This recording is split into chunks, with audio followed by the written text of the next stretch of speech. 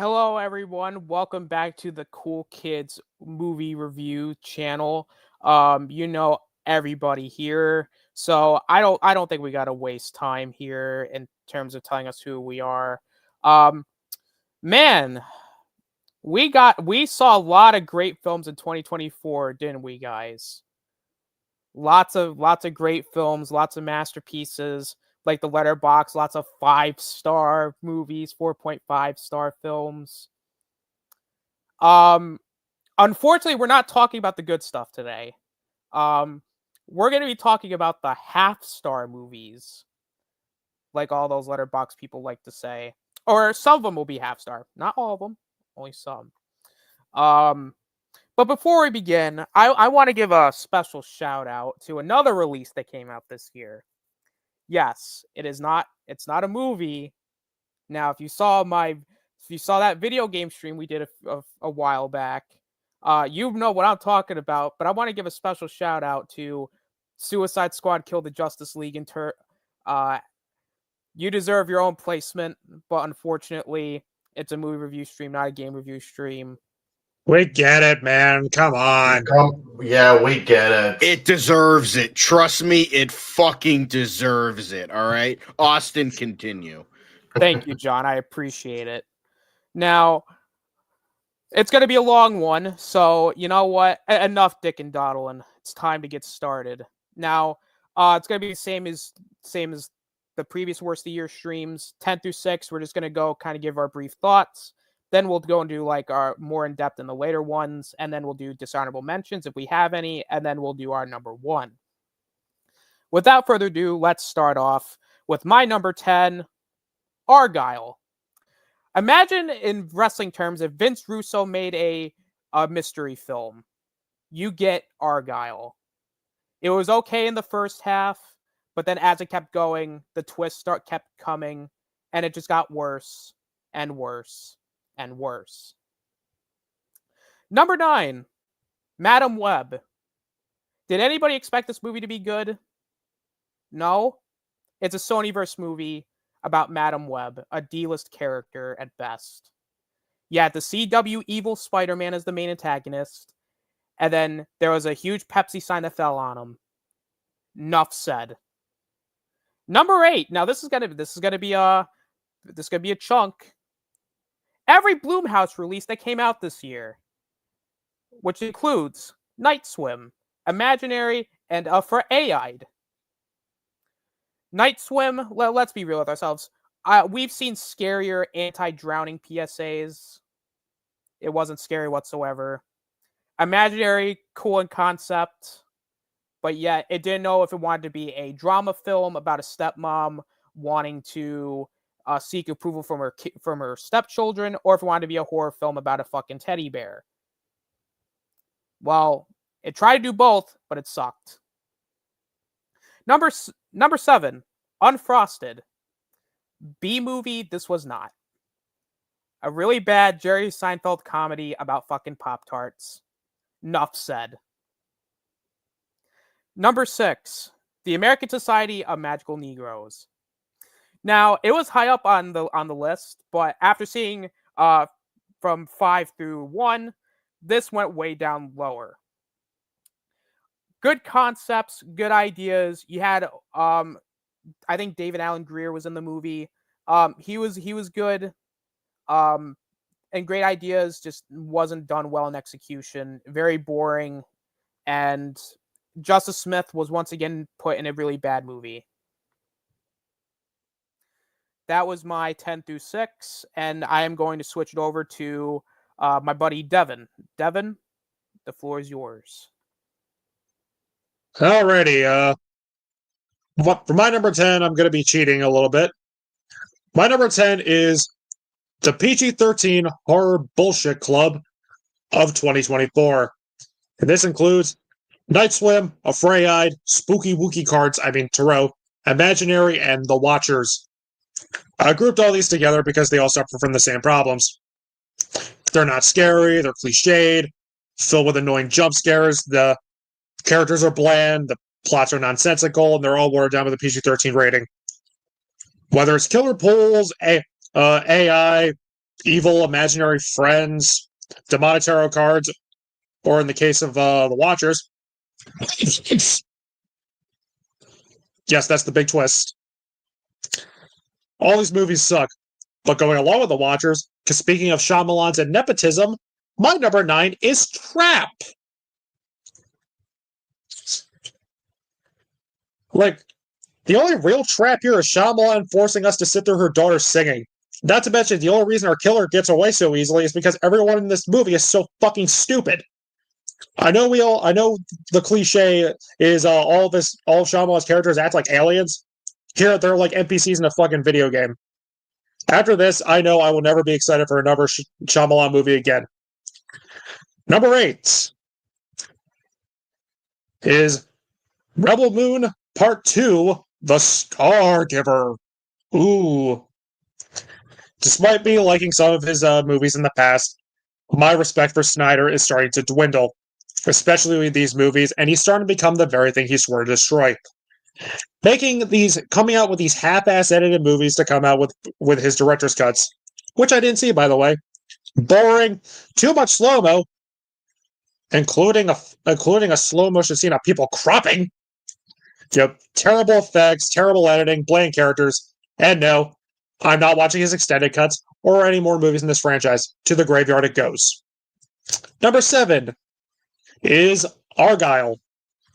Easily one of the biggest disappointments of the year.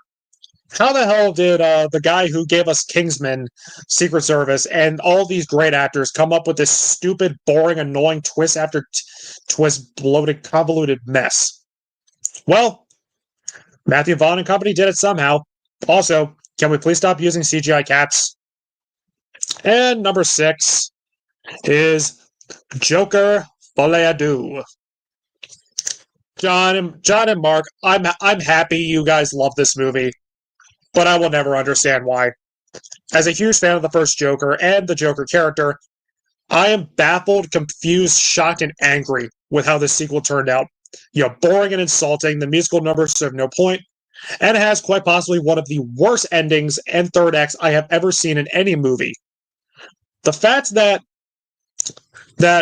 he says, "Oh, I'm not the Joker," and he gets killed by a Joker fanboy at the end. If this is supposed to be some kind of a joke, why am I not laughing?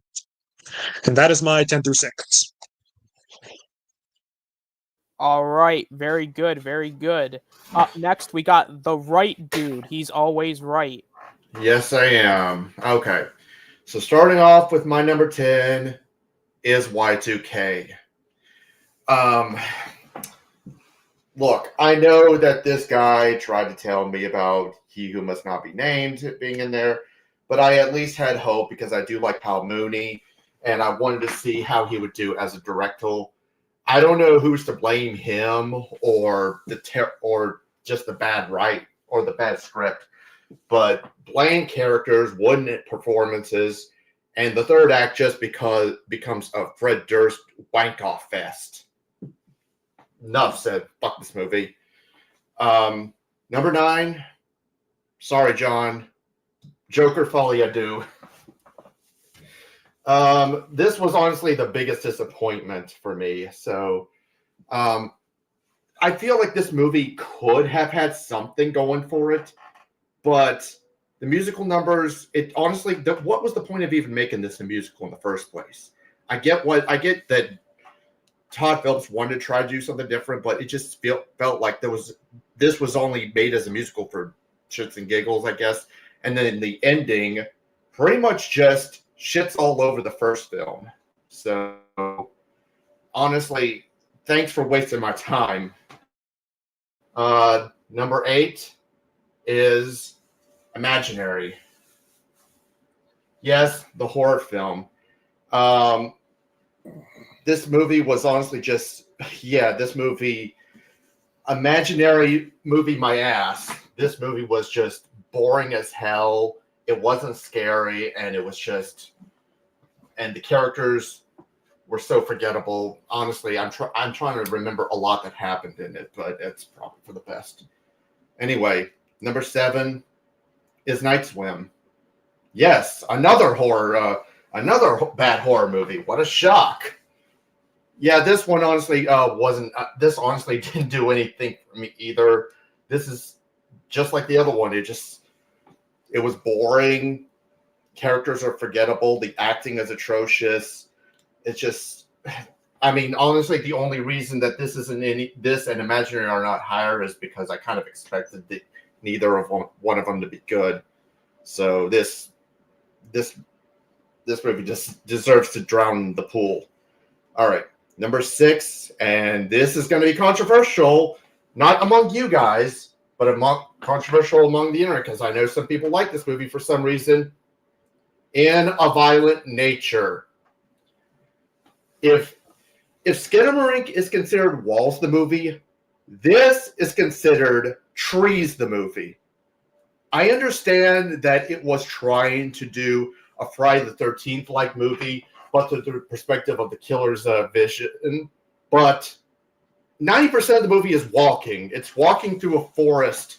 Not really much anything happens. The characters are terrible, and the acting isn't much better. I mean, yeah, it has maybe a few cool kills, but that's about it. It was boring as shit. I honestly will never understand. I will never understand why there's some people out there that like it. So if you like it, good for you.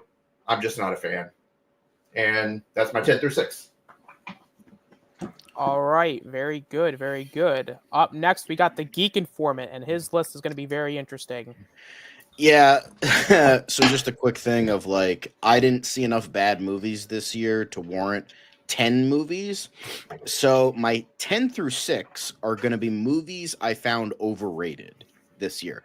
They're not bad movies. I'm going to say that. None of my 10 through 6 are bad movies at all. I just think they're overrated, from least overrated to most overrated, as well as, quality wise.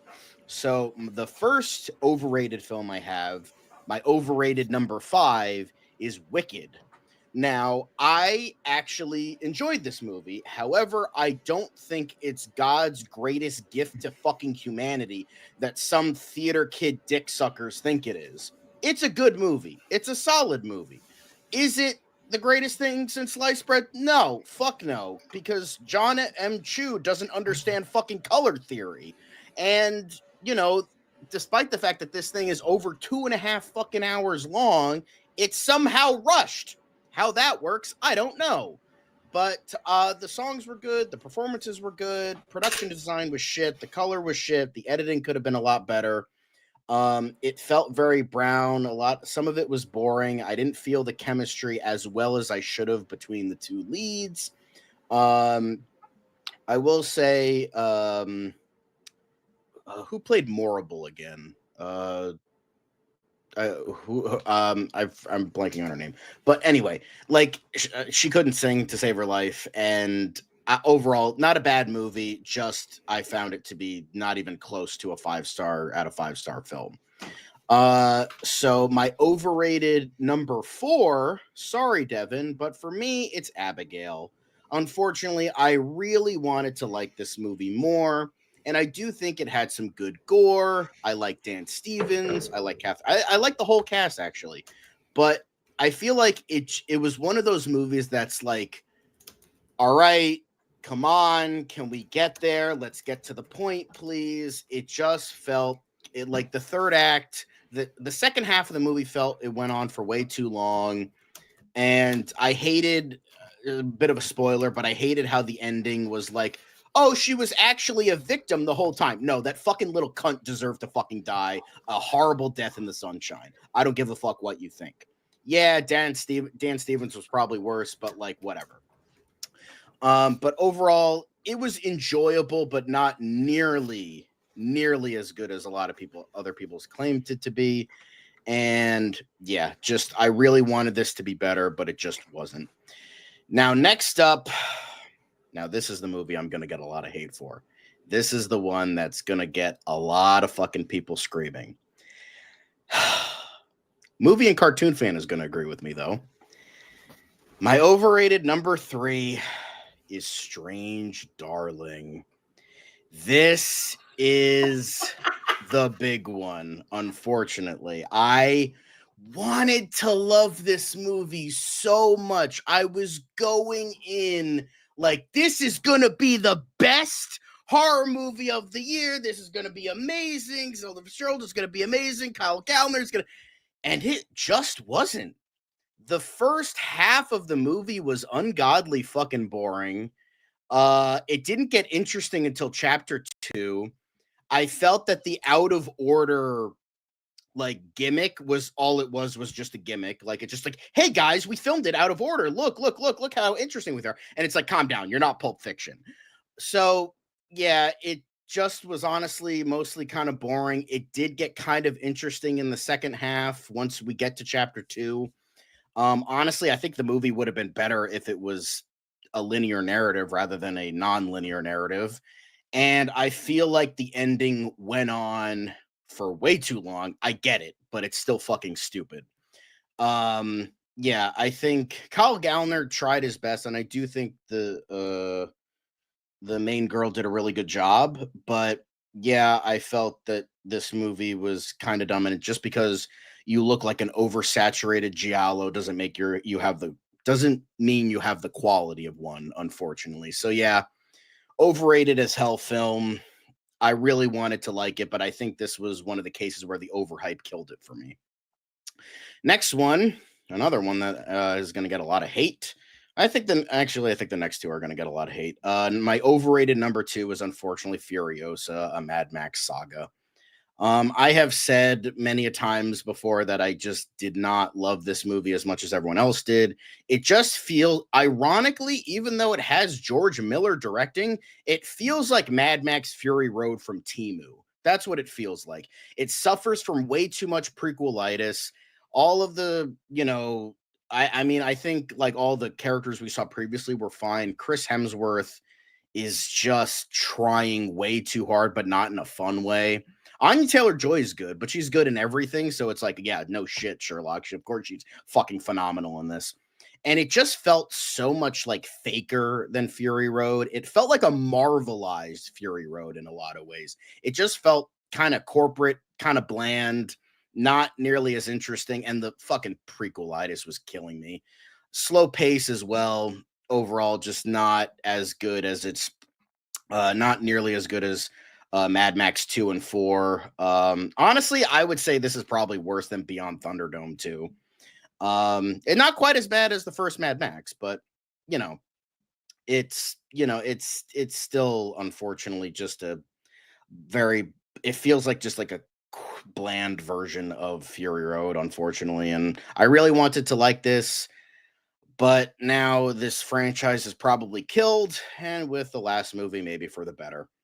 And then finally, my overrated number 1 is even though I probably disliked Furiosa a little bit more, I got to go with the slightly weaker movie and the more overrated film. And for me, my overrated number 1 is Love Lies Bleeding.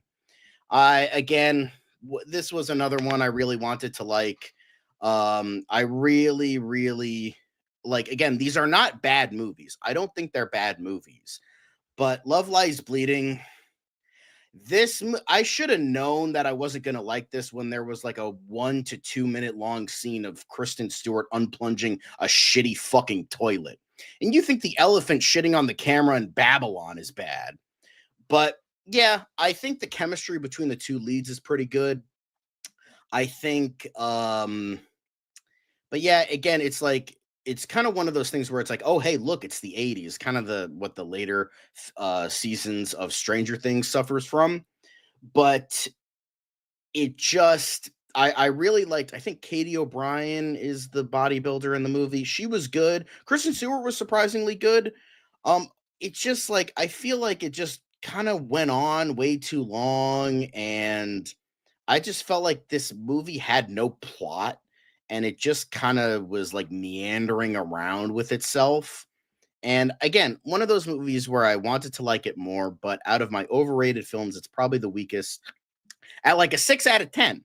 Like, I still like the movie. It's an okay movie, but I wanted to like it more, but I was just watching this movie and I'm like, I just don't fucking get the hype. So yeah, those are my overrated films. I will say once again to the people watching, I know Mark is going to be blistering with rage, but these movies are not bad. I just find them to be overrated. Now, my 5 through 1, those are bad. Those are bad movies. These ones are not bad movies. They're good, but I think they got way too much hype and way too many good reviews when I don't think they deserved it. But, that's just my opinion. Rome, it is your turn to say your 10-6, sir. However, yeah. before we get to Rome's real quick, movie cartoon fan doesn't get Strange Darling at all either. So I will say love that I don't movie. hate it as much as you, Mr. Movie and Cartoon fan. I know you gave it a 2 out of 5 on Letterboxd. I think it's a decent movie, but it's just overrated. All right, Rome's. All right, so my 10 through 6. My number 10 is The Exorcism, directed by Joshua John Miller. It stars Russell Crowe, Sam Worthington. And no, this is not the Exorcist movie that Russell Crowe was in back in 2023. It's a completely different movie. I think Russell Crowe has some serious financial issues because he's been in a lot of bad movies the last few years, and this is just another one of those long list of bad movies he continues to do, and it's really boring. I mean, it feels like a beta switch when you watch the movie. You don't really know exactly what you're supposed to be watching. It doesn't feel like a horror movie. It's just a waste of time, and the pacing's bad in this, and just for me, nothing really happens. It's not scary. It's Russell Crowe has some financial issues, and he'll take any movie that will be offered to him for money. So my number 9, it's an international movie. It's a zombie movie, and no, it's no World War Z. Definitely no World War Z or any other action-packed zombie kind of movie. It's called Handling the Undead. This movie, the trailers got me interested. It seemed like there was something there with the drama, and it seemed like they were building some suspense, but there's really no payoff from this. It's really a movie about a lot of people who are just sad and losing their loved ones, and they come back and they don't know what to do with them besides giving them a shower and a bath and clean them up, and that's it. 2 hours of nothing. The score in this is pretty good, but there's really nothing happens. It's a 2 hour of nothing happens with zombies just playing dress up, and it's one of those movies where it's more I feel like it's more artsy, but it's just really boring, really tough to get through. 2 hours waste of my time I can never get back. But yeah, that's number 9. So my number 8, Smart House itself, and no, it doesn't star Katie Siegel. It's Afraid, directed by Chris Witz. Again, another boring horror movie that really does nothing. It stars John Cho, Catherine Waterston, David Dastmalchian, excuse me. He's in it, but it's just another movie where it doesn't know if it's a horror movie or a drama movie. 2024 to me will be remembered for the stories of AI and what it could do to you, and this was another one that just didn't work at all. Bad storytelling, bad script, bad acting. A movie I would say stay far away from on Netflix. My number 7 is Joker, Folie à Doudou, directed by Todd Phillips. This was a movie that didn't really need to be made. There are some moments where you can say there's a movie there, but most of the time the movie just falls apart. It undone everything the first movie did, and some people might see it as a Todd Phillips saying "fuck you" to Hollywood, but overall, it's a movie you want to not watch, and it does ruin the Joker movie of 2019. If you really love that movie, if you watch this, it really hurts that experience. If you watch the Joker, the original, the first movie, nothing wrong with the cast. I liked Joaquin Phoenix. I liked Lady Gaga. I liked Brendan Gleeson in this. I like everybody in there. They're not bad. Steve Coogan, they're all great. It's just the storytelling, the direction really just doesn't work for me. That's my number 7, and my number 6 is Night Swim. This is a movie that I guess we had a short it was a short film or something short on YouTube. I guess like a short story or something that they turned into a movie that just this is a movie that could have been made maybe 20 years ago, and it just has bad pacing issues. Why stars Wyatt Russell in this, and yeah, another bad movie that just goes nowhere and just a waste of your time. And it's again sucks. And that's my 10 through 6. My 10 through 6 of shit movies. Very good, very good. And last, but certainly not least, for his 10 through 6, he is the KitchenAid, he is Whiskey, and he is Jones. Damn straight. All right, let's get this started. My number 10 is Harold and the Purple Crayon. Yeah. Dear God, that was bad. Yeah. If I had, and the words of one reviewer on Letterboxd, this movie made me want to shove a purple crayon up my ass. So, enough of that one. Number 9, Afraid, stupid fucking title. Dear God, this movie was just bad. It's not even laughable. It's just laughably bad. It's just that fucking bad. It's awful. It's like it's ridiculous. It's a bad ripoff of Alexa, It's and it's just so ridiculous. They're afraid of this thing. It's like, why don't you pull the fucking plug? I mean, yeah. shit. Pull the fucking plug. That's it. I mean, shit. Even the people who run the company, that's what I'm talking about, are afraid of this thing. Pull the fucking plug. Shit. But anyway, that movie's pretty horrible. I mean, it just leaves a really, really horrible taste in your mouth.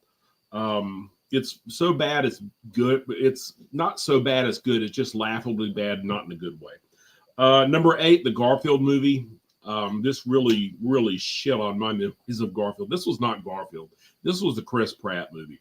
This was Chris Pratt as Chris Pratt as a cat. This had nothing to do with Garfield. He eats lasagna. That's about it. So, I mean, was nothing like the Garfield that I knew and loved growing up, because I was a big fan of the comic, and that just killed it for me. My number 7 is Imaginary. Just a really, really bad, boring movie. This movie just bored me to tears. And even though it's a short movie, I really just wanted it to be over. I mean, this is the definition of a January horror movie, and it's just that bad. Number 6, Madam Web. Another one that's just laughably fucking bad. It's just incompetent. It's like this. It's like bad fan fiction, the movie. It really is. It's like, how could anyone have approved this at all? It really feels like they just ripped this off of Reddit or Tumblr or something, and just, had a contest with fan fiction to see who can come up with the worst. I've read fan fiction that's actually better than this, but Same. but that's it. That's my 10 through 6. You may proceed now. All right, very good, very good. Now, before we continue on with our number 5 and onward, I want to do Jay and Zach's worst of the years, because they weren't able to make it tonight. Jay's worst of the year, I'll do Jay first. Number 10 for him, Echo. Number 9, Mufasa the Lion King. Number 8, Uglies. Number 7, The Idea of You. And number 6, Craven the Hunter. Very good, Jay. Very good. Then next up, we got Zach Gaxiola, the master of Gaxiology. His 10 through 6. If you haven't seen his video, I definitely recommend you go see it. Number 10, Founders Day. Number 9, Harold and the Purple Crayon. Number 8, Night Swim. Number 7, Saving Bikini Bottom, the Sandy Cheeks movie. And number 6, Afraid, also known as the stupid fucking title. And before we get to number 5, I also want to Yes. I'm going to. I just want to say I'm going to post Zach's video in the description right now, so Yes. people can go to it. Do that. Absolutely. And then since he's got his list already in the chat, I do want to also read out movie and cartoon fans. Number 10, the Ryan's World movie, Titan Universe Adventure.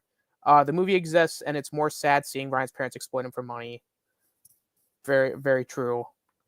Number 9, Atlas, the most lazily written movie about AI. Yeah, it felt so derivative and generic of every sci-fi movie about AI. Number 8, Bagman.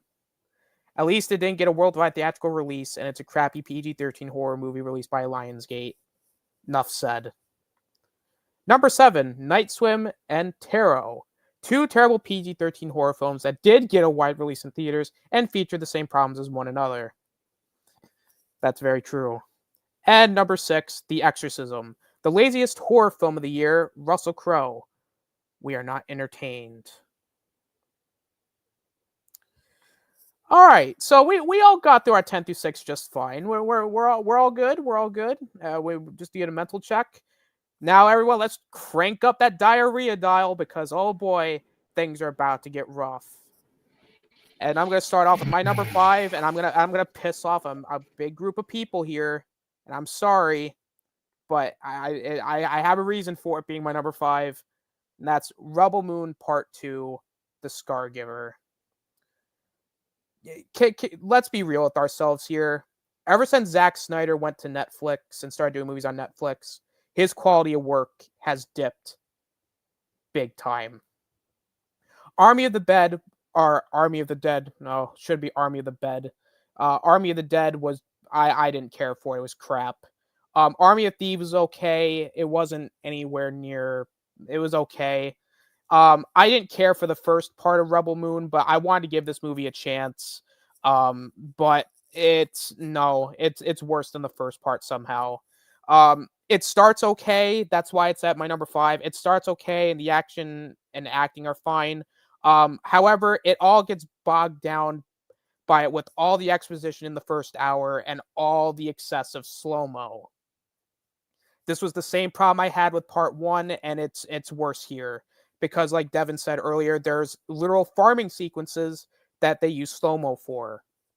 And also, not to mention, there's so many explosions in this movie that it would make Michael Bay blush. By the time we get to the huge action sequences towards the end, I was pretty much checked out of this film and basically forgot everything that happened up to this point because it is so long and drawn out and boring. The pacing is awful because it's trying to give character explanations that should have been in part 1. And it just tried to do way too much and tried to fit everything into one film. And then I put this in my review. Maybe next time release the full film next time instead of doing 2 different versions next time, Zach. Like, again, it's not as bad as like my number 1. And honestly, it was really high up on the list compared to this, to my position now. However, it was bad. If you're looking for like a Star Wars alternative, just watch Dune. Don't watch this. If you're a huge Zack Snyder fan, you might like it.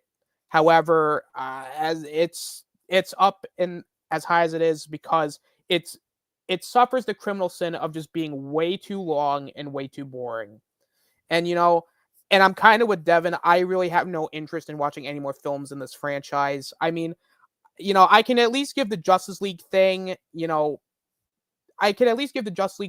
more credit because at least that film Zack Snyder got fucked over, and that wasn't his film. However, this time I can't do that. You had nearly a 3-hour movie, and you gave me this. That's not excusable. It's different from releasing a 4-hour film from a 1.5-hour piece of garbage, but do not try to sell me on an extended cut or the definitive cut on a film that's already almost 3 hours long. Unexcusable. That's my number 5.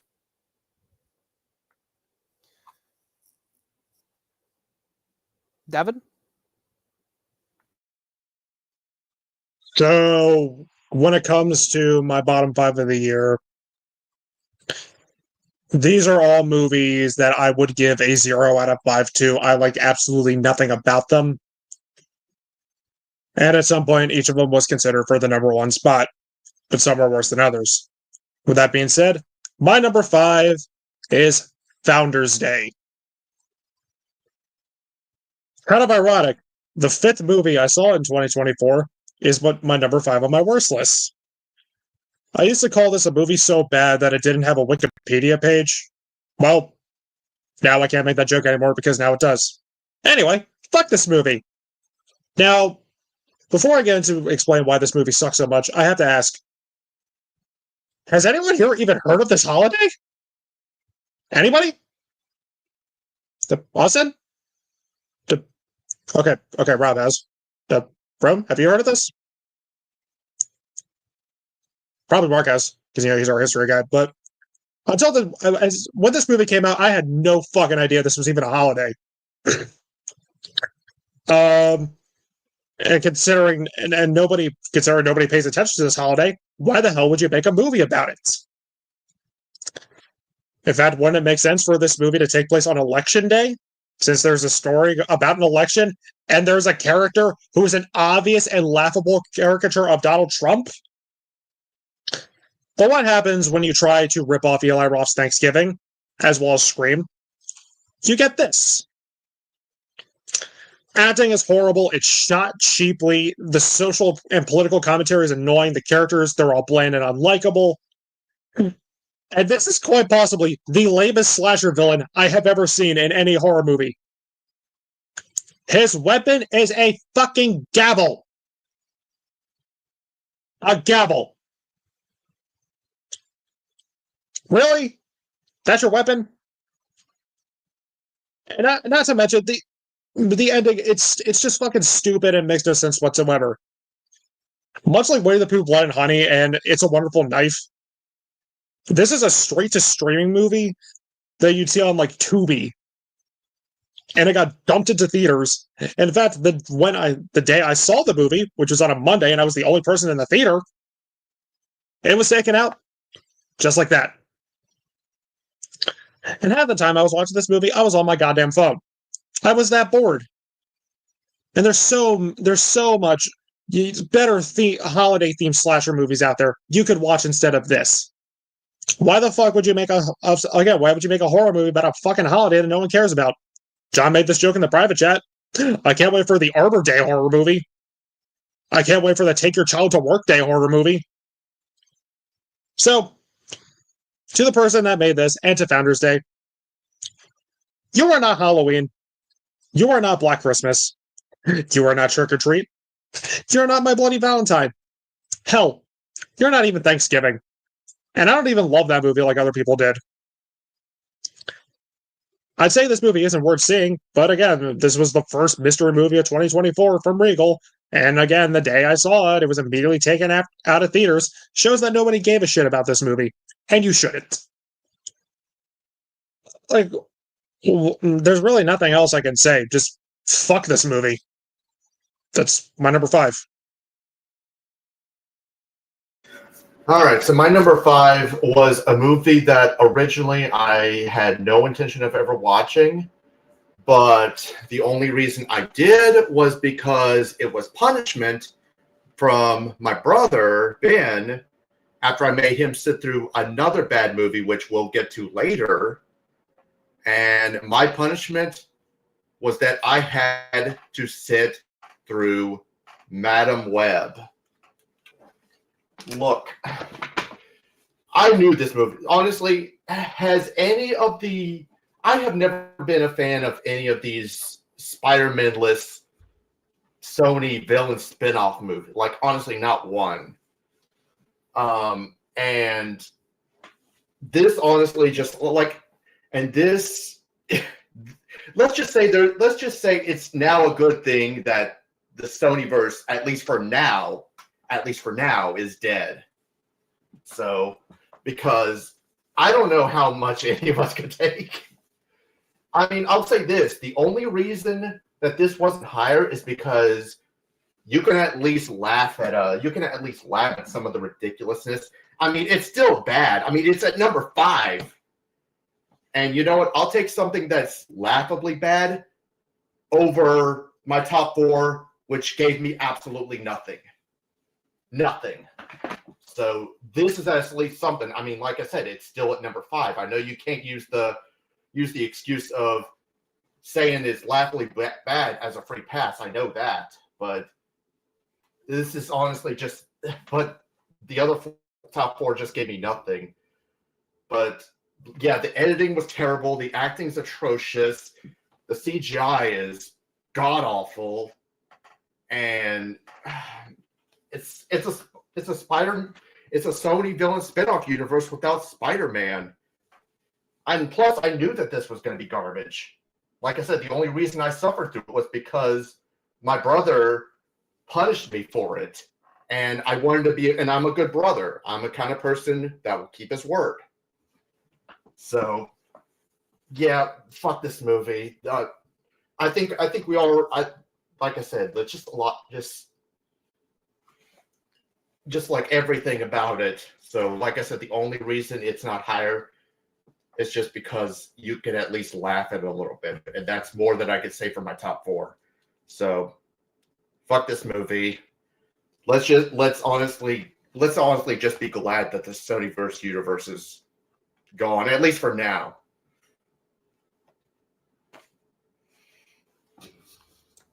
I'm sorry for my ramble. That's what we're here for, my guy. But let's keep this train going. My number 5 is also Madam Web. So, you know, thanks, Rob, for getting that introduction. So I'm a little bit more forgivable over the Sonyverse new movies. Now, before you say anything, they're not great movies. The only genuinely good one out of all of them is probably the first Venom. And even that's kind of pushing. Like, I enjoyed it. Like, I genuinely think it's a decent movie. Venom 3 is good, and I liked Craven enough. But Madam Web it's not the worst one, in my opinion. I think the worst is still Venom 2, because that was, like, just bad. And this was at least kind of funny. But yeah, with that, like, as continuing with what Rob was saying, like, the acting, they do try. Like, Sydney Sweeney, I feel like, was the only one that was like, hey, I actually read a comic book, which is, you could probably say, more so than the writers team, the director, anybody who fucking worked on this movie. Sydney Sweeney read a comic book, and that comic book was the one that only person that actually knows anything about comics. So that's something, I guess. And she, like, fought hard to, like, be in the suit, like, and be in the, you know, the upside down spider, you know, thing. But, like, she actually, like, tried to give a shit, and I'll give her that. And the actresses tried. Like, Dakota Johnson tried. They all tried. It's just the villain didn't. The Ezekiel Sim, which is just Spider-Man from Temu, and that's not the character, which fucking pissed me off. But yeah, it's so, like, Madam Web, for me, it's a so bad it's good. Like, I enjoyed the badness of it. It was stupid. It was ridiculous. The action sequences are terribly shot, terribly edited, paced horribly. The writing is horrible. The dialogue, half of it's like fucking ADR. Like, I'm pretty sure all of the guys' dialogue who played Ezekiel Sim, I'm pretty sure all of his dialogue was ADR. And it was just so dumb. It's not quite as bad as Morbin Time, but I enjoyed Morbin Time more. So it's kind of a off thing. But yeah, this, like, when your main villain dies by Pepsi sign, it's just, it didn't work for General Zod when he got smashed into a Coca-Cola sign in Superman 2, and it didn't work here. So, you know, just stop, please. Again, even though I'm more forgiving of the Spider-Verse movies because I enjoy the badness of them, they're still not good movies. Yeah, they're called so bad it's good for a reason. You still have to say they're bad. But But yeah, overall, very, very terrible. Like literally, the reason she becomes blind is because she gets hit with a stray firework into the eyes. I wish I was fucking kidding. But yeah, visual effects are terrible, and an actual line said in this movie is, I think when they do the fucking "with great power comes great responsibility" is when it comes to responsibility, great power will come. And I'm like, who fucking wrote this shit? But again, I still enjoyed my time with it because it's so funny and laughably bad. But again, it's still bad. So, that makes it my number 5. Don't I enjoy the Sonyverse movies, but I think they need to go back to the drawing board and figure this shit out before we get more of this trash. The best comic book movie of 2004. That's the best thing I could say about it.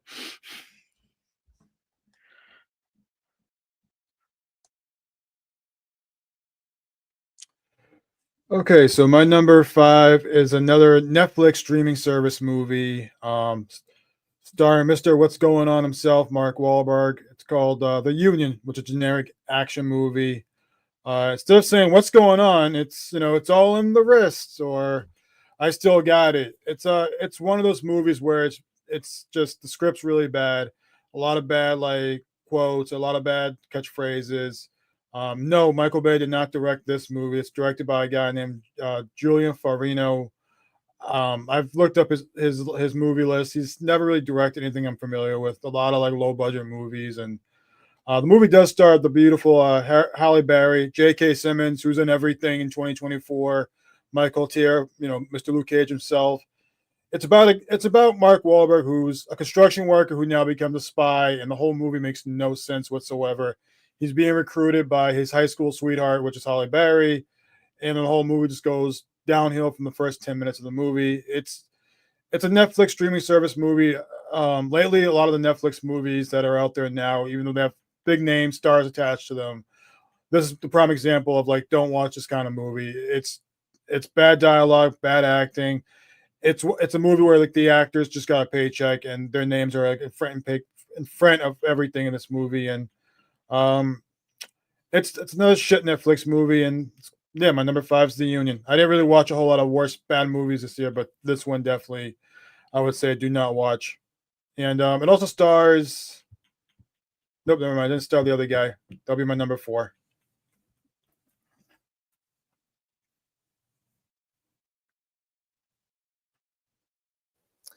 Gee, I was muted there. So very good, very good. So I'm gonna read Jay and Zach's number 5 first, just in case if Mark comes back in, and then I'll probably read Moving Cartoon Fans, and then if Mark pops back up, he can do his number 5. If not, then we'll just go. We'll just go from there, and we'll figure it out. Jay's number 5 is Mean Girls 2024. Solid choice for number 5. And then Zach's number 5 is Imaginary, keeping the Bloomhouse hate going this stream. Let's give it a round of applause.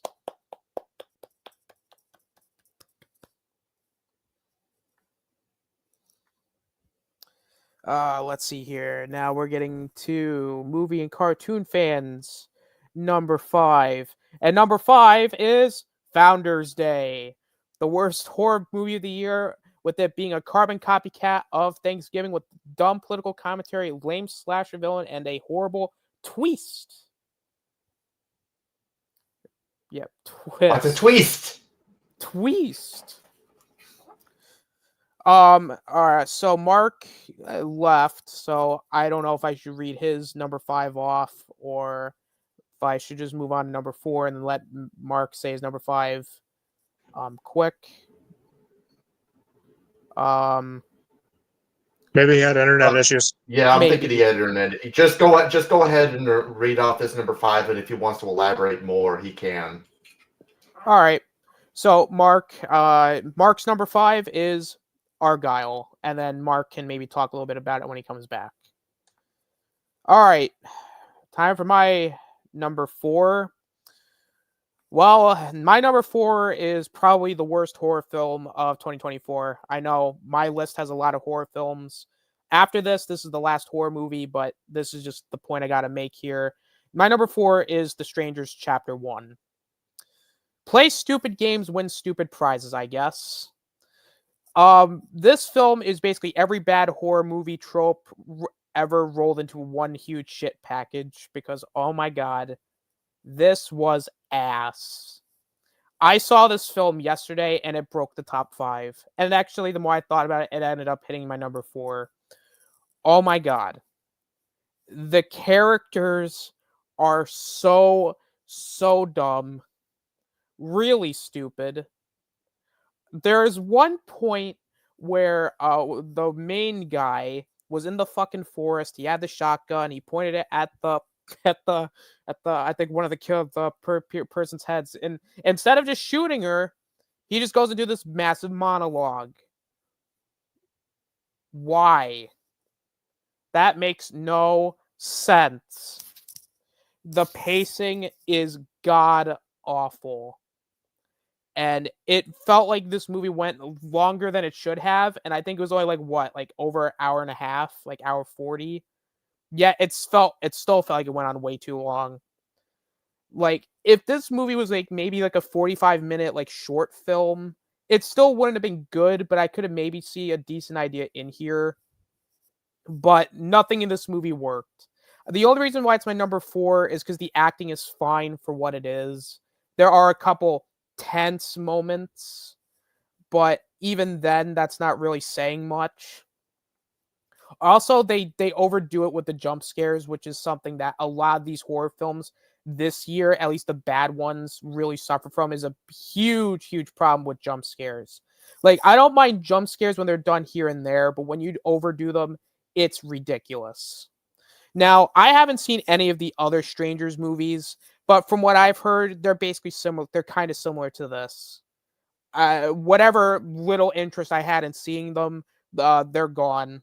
I don't want to see the other ones, nor am I going to watch the sequels, because why am I going to continue watching sequels of a film where it just stars stupid fucking characters?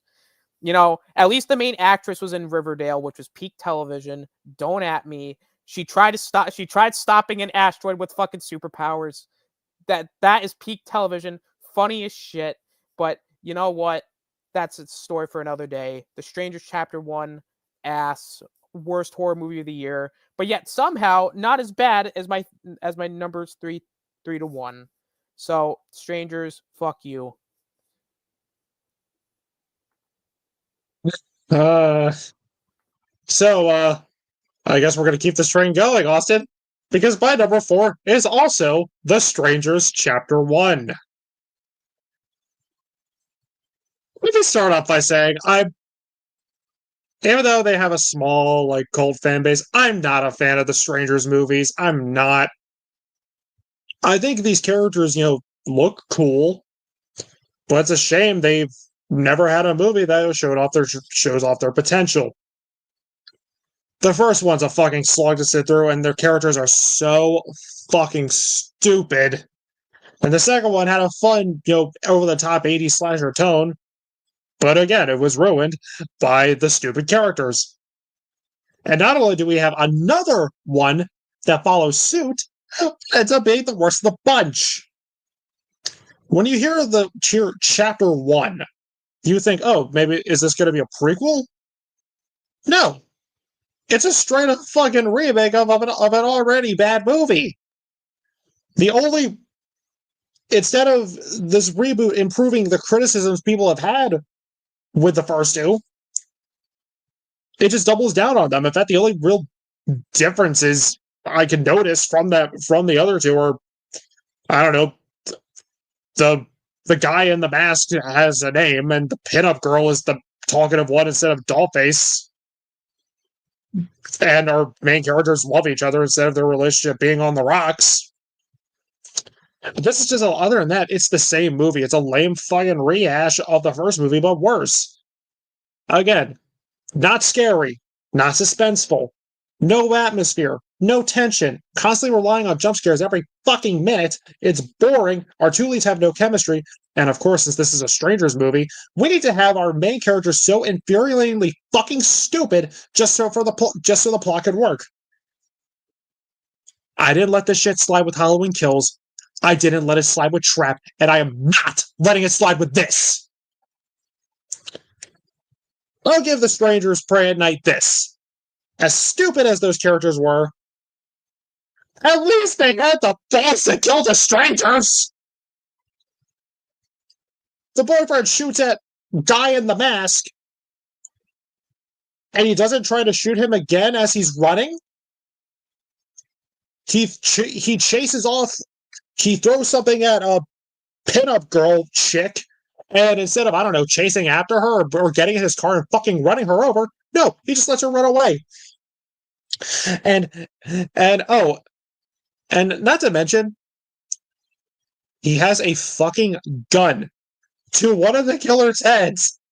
And instead of pulling the fucking trigger and blowing her goddamn head off and putting us out of our fucking misery, he just monologues like a badass. Because, sure, why not? I'm like, just blow her fucking head off. My God! Well, now they tied you up and your boyfriend and the boyfriend is dead. Good fucking job. I don't feel sympathy either, you fucking clowns. You get, and if words up another clown, you get what you fucking deserve. And also, you mean, even the cops in this movie are fucking stupid. You mean to tell me you see this suspicious looking truck driving away from the house, that you were sent to, after you guys were called, and instead of, I don't know, following the truck, pulling them over, you don't follow the truck. Oh, and the fucking boyfriend leaves the fucking wife, the girlfriend, all alone. Like, oh, I need to get my inhaler, but we left the car at our mechanic place because we have a BMW. A BMW suck. Oh, looks like I gotta take this scooter. Like a fuck, Jesus.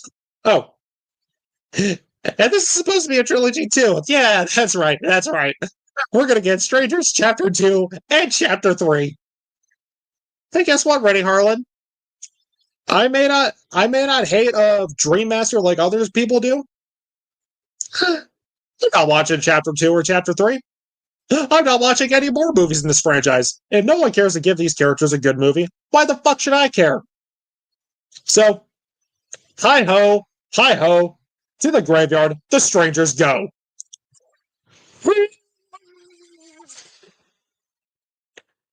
And Red Dude.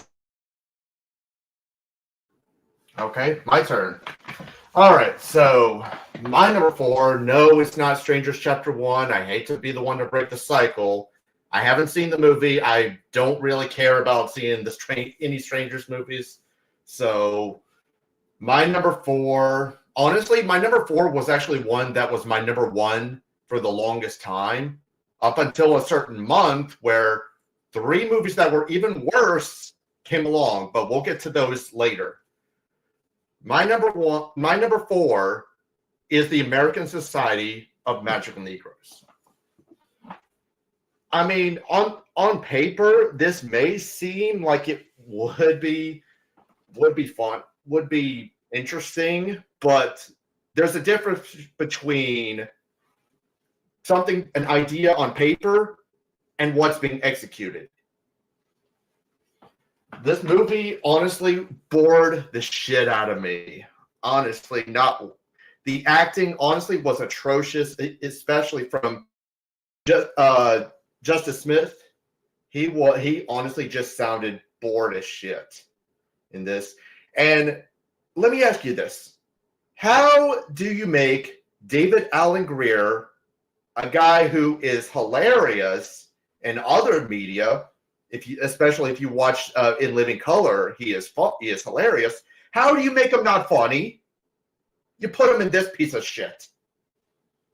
And it's like I said, it's boring. The pacing is awful. The acting is terrible. And it's just not fun. It's just honestly not funny. And not to mention, oh yeah, hey Devin, the white man. The white man. Hey, did you guys hear? The white man. Yeah. If you thought that shit was annoying in the Candyman remake, even though I haven't seen it, but according to this guy, it sucks. But it's just, like I said, it's boring. The acting's terrible. It's not funny at all. I don't remember laughing once. And it's just a real slog. Honestly, fun fact, we almost did a review of this movie, but we canceled it after me and this guy saw it. And I'm sure he'll want to talk about it later. So, spoiler alert. But really, fuck this movie. Honestly, this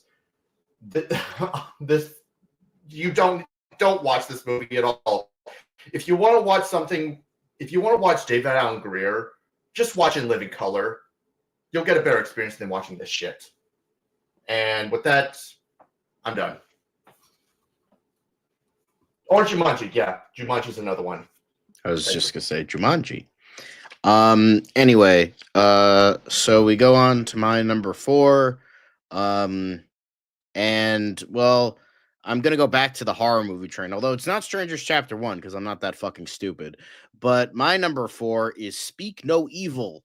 I was curious about this film because the trailers were incessant, and I wanted to fucking strangle James McAvoy after a certain point. And I understood Rob's pain when he had to see A Quiet Place Day 1 over and over again. The difference was I liked that trailer. I didn't like this trailer. So it was incessant, and I figured it was going to be dog shit because it was an American remake of a foreign film from when it was released 2 years ago, but now 3 years ago. Why? I don't know, because this movie was fucking stupid. I went into this because, everyone was saying, I'm like, oh no, everyone was like, oh yeah, this is surprisingly really good. And then a bunch of you guys said, oh yeah, it's actually pretty good and actually better than the original. Grave mistake was watching the original before this one, because the original is absolutely fucking fantastic and bleak as fucking hell. And I love that. And what I got with this was Americanized and sanitized trash. James McAvoy, that dude never gives a bad performance, yet here, this might be the worst performance he's ever given. And that's saying a lot, considering that, he was in the latter half of the X-Men movies, which were not very good. And I'm sure he's been in dog shit before, but this was just terrible. I immediately knew that his performance was not going to be good when he said Andrew Tate was his biggest inspiration for the role. Ew. Not even for a bad guy should that guy be fucking, inspiration for anything. You're just inviting garbage into your movie. But yeah, this is essentially an Americanized and sanitized version of the original. And I'm not just talking about the ending, which I won't spoil, but it just felt like because again, I had the original film fresh in my memory, so I knew various scenes that were copy and pasted over. And I feel like a lot of the context in the original worked better, and it was a lot more fucked up and a lot more shades of gray, and there was a lot more intrigue with that. This is a very black and white sort of movie in regards to, oh yeah, this guy's just, evil for the sake of evil, and the couple, Scoot McNairy and Mackenzie Davis, are good because they're the good guys, and that's it. you know, I feel like like the first 2/3 were like not the worst thing ever. They weren't good. It was just like, again, sanitized version of the original. But then the third act, I respect the fact that they try to do something different, but it felt so like bland slasher horror that it was no better than a direct to video or direct to Tubi movie that I felt like I was watching. And it just was not good. I really wanted to hold out hope for this, but watching that third act and that ending was just not good. And I'm not just talking about it, it's a bad remake. It's just a mediocre film in general. And it just was hard to watch when you had James McAvoy going like like all throughout the third act. It's like, bro, that's not scary. You're just putting on a bad Jack Nicholson impression from The Shining, which wasn't even that good of a movie to begin with. Yeah, I said it. So, bad Jack Nicholson impression from The Shining, Americanized, sanitized, kind of boring for some of it, badly paced, and you know, it doesn't have the meat that the original film had. It was just not that great, and definitely one of the worst movies I've seen this year. Sorry guys, I know a lot of people love this movie, but I just felt it was just not good. Watch the original instead. It's a million times better, and for the most part in English, so why the fuck remake it, especially 2 years after it came out? Whatever, I'm done talking about this shit. Hey, Jack, do you have any food left? No. You clean your plate? Yeah. Okay, so my number 4 is, no surprise, Madam Web, directed by S.J. Clarkson, who probably got the job because she directed an episode for the Defenders Netflix What are you series. doing? They probably assumed she knew comic books, and hey, Hey, let's give her the role. What's your And it's also number written. What's your number 1? oh, sorry. Sorry, Mike. Oh, sorry. I You're good. thought I was You're- muted. Sorry. You're good, man. And it's written by the people who did Morbius, Dracula Untold, and The Last Witch Hunter. So, of course, this movie's going to be shit, even though it has a cast of beautiful actresses. Dakota Johnson, Sydney Sweeney, Isabel Mercedes, Emma Roberts. But, yeah, you would think with a good cast like that, Madam Web, which I think they probably took some of the plot from That's So Raven and just came up with this kind of pile of shit. Mike Epps, who's also in this movie, he's also in another movie that I saw. That's my number 3. He's a warning sign to tell you that these movies that he's in right now all suck balls. Sony, for whatever reason, thinks that when they do superhero movies, they all have to do origin stories in all of them, which you don't need an origin story. Just tell us a story in the middle of the action with these characters already established, which would have worked. But thankfully, I didn't see this in theaters. I just see this on Netflix, which, go figure, Netflix will buy anything. But yeah, that's my number 4 for worst movies of 2024. All right, very good. Up next, Mark, since he didn't get a chance to talk about his number 5, I'm going to let him do his number 5 and number 4 back to back. The floor is yours, my man. Thank you, my friend. Alexa, turn the master bedroom blue. Thank you. All right. So, blue, because this shit is just fucking sad. My number 5 is a movie that is so bad, my kids actually walked the fuck out on it. Argyle. I didn't ask much of this movie. I really did not expect much. I wanted a good popcorn film, if you will. That's it. Just a good, fun ride, you know, a nice little roller coaster ride, you know, some fun action, maybe some decent jokes here and there. I got none of that. None of that. It was just so bad and cringeworthy. It was just so bad and cringeworthy. And the thing is, as far as my kids walking out, before the end, Kaylee couldn't even take it. Kaylee could not even take it. And she just got up and said, "That's it. I can't take any more of this shit."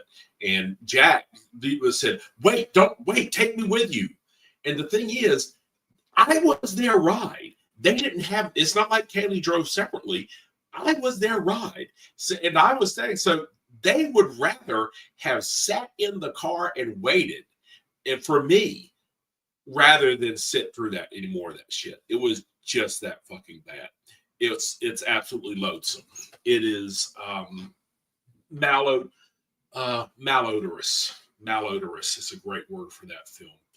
It completely ruins Henry Cavill. Stop fucking over Henry Cavill. Henry, get a better agent, buddy. Get a better agent because somebody is fucking you over hard. Because I mean, this guy just can't seem to catch a break. And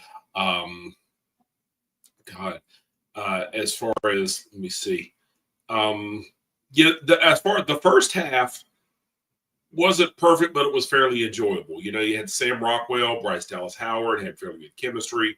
Henry Cavill doing his thing, and the action sequences, the humor is decent. The kitty was freaking adorable. And then the twist happened, and another one, and then another one. You know, the film took an epic nosedive from okay action comedy, spy spoof straight into the Grand Canyon and what the actual fuck.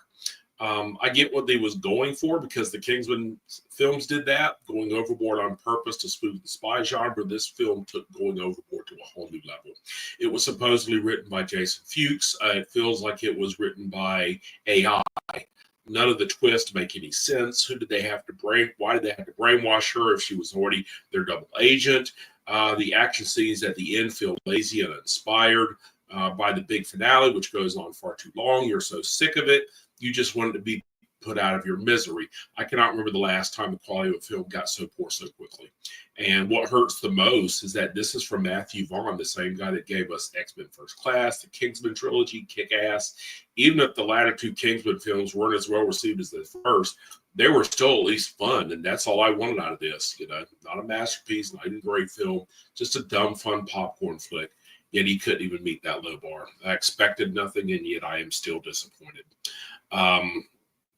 So I would honestly rather see the elephant diarrhea scene from Babylon than watch this shit again. It's just that bad. This is one great big pile of shit. So that's my number 5, Argyle. My number 4 is Night Swim. Night Swim. Oh boy, Night Swim. What do I say about Night Swim? If Imaginary was, it's like Imaginary but worse, because whereas Imaginary was just offensively boring, this was just offensively stupid. It's just maddeningly dumb. It does so much dumb shit. Jesus, where do we even fucking start? Let me see. Sorry, just bringing up my review. Oh, I'm a pool. Okay, I'm a pool. I'm evil and boring. I'm a pool. I'm evil. Dun, dun, dun. Why do these idiots keep falling in the fucking pool? Nobody falls in a pool that fucking much. Roar. Toxic Avenger, what the fuck are you doing here? Hey, I get kids, man. Fair. I'm a pool. I'm evil. Yeah, whatever. And we get it. And oh my God, we're only halfway done. What the actual fuck?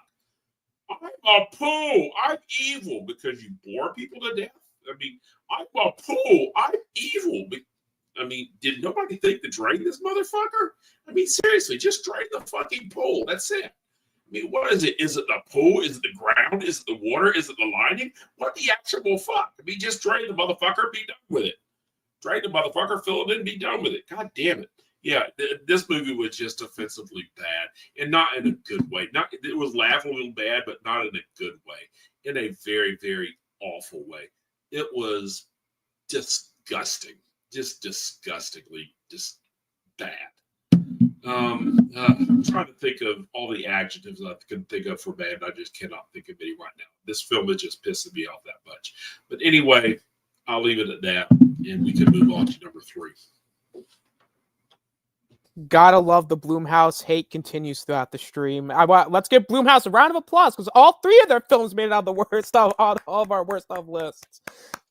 Good job, guys. Woo-hoo! That's a fucking record. Nice job, guys. All right. So Blumhouse really stunk up the joint this year.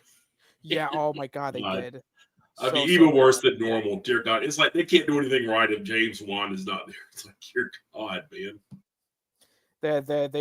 They've lost the plot this time around. Let's before we get into our number 3s, I want to get into Jay, Zach's, and moving cartoon fans number 3 or number 4s. Jay's number 4 is Incoming. What's coming? We don't know.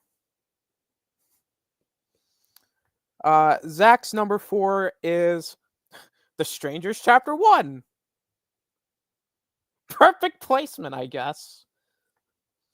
And movie cartoon fans number 4 is Mea Culpa. It's a film directed by Tyler Perry. Does he need to explain why this movie's bad? No. No, you don't. Fuck Tyler Perry. Fuck Tyler Perry. Me and my homies hate Tyler Perry. Damn straight. Do I need to explain why this movie is so bad? It's a Tyler Perry film. Tyler Perry was in a David Fincher film. I shit you not. And he was actually good there, but that's just the power of David Fincher. Yeah. Because he's not playing it, It's the only good performance he has. He sucks in everything else. He's not cross-dressing there. All right, it's time for our top 3, and yeah, it doesn't get any better here. My number 3 is Borderlands. You know, your movie has to be really fucking bad when the game franchise that your movie's based off on and the studio has to announce their next game in that franchise ahead of time because your film is a pile of fucking garbage. That's impressive, guys. Nice job, Mr. Aviarod. Yeah, I know it was you. I know who produced this shit. I could just, you know how you could smell something, you go, right, yes, I know that smell. I could smell the stench coming off of Aviarod. I know who this guy is. I could just smell the stench of Aviarod, and it reeks of his meddling. You know, video game films, I would like to think, have gotten better for the most part. You know, now there, especially with like movies like Detective Pikachu, Sonic, Mario, like for the most part, you know, and hell, even Mortal Kombat from 1995 was really good. So at least nowadays, video game films are at least better. I mean, not every film's gonna be a masterpiece. Like you'll still get films like Mortal Kombat Annihilation, Doom Annihilation. Yeah, a lot of bad video game movies with Annihilation in the title. And when I saw the trailer to this movie, I was just at least hoping for a fun experience. I didn't even get that. This movie was really bad. Now you may be asking, Austin, is there anything to like in this movie? It's short, I guess. Kate Blanchett was there, but she just had the same resting face the entire time. Yeah, I'm grasping at straws here. There's nothing to like about this film. I mean, the acting from everybody involved was really bad. They're all phoning it in. It honestly feels like they're just doing it for a paycheck at this point. Like they really weren't doing it because it's like, oh, we're really excited to do it. No, it's clear they did it for an easy paycheck. Jamie Lee Curtis is just there. Like all the performances were lifeless except for one, and that was Jack Black, and he was really fucking annoying because he would not shut the fuck up. You know, it kind of reminds me of Suicide Squad Kill the Justice League, where all the main characters won't shut the fuck up, and it's the same problem here. Claptrap won't shut the fuck up. Now, I get that Claptrap in the games is annoying, but at least he had charm. But here, there was no charm. He was just really annoying where he kept saying, scanning, scanning, scanning. It's like every time I go to sleep now, I could hear his Claptrap going, scanning, scanning, scanning.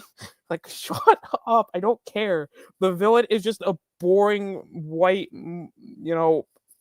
basically basic, rich, evil guy who wants his daughter to find rich things.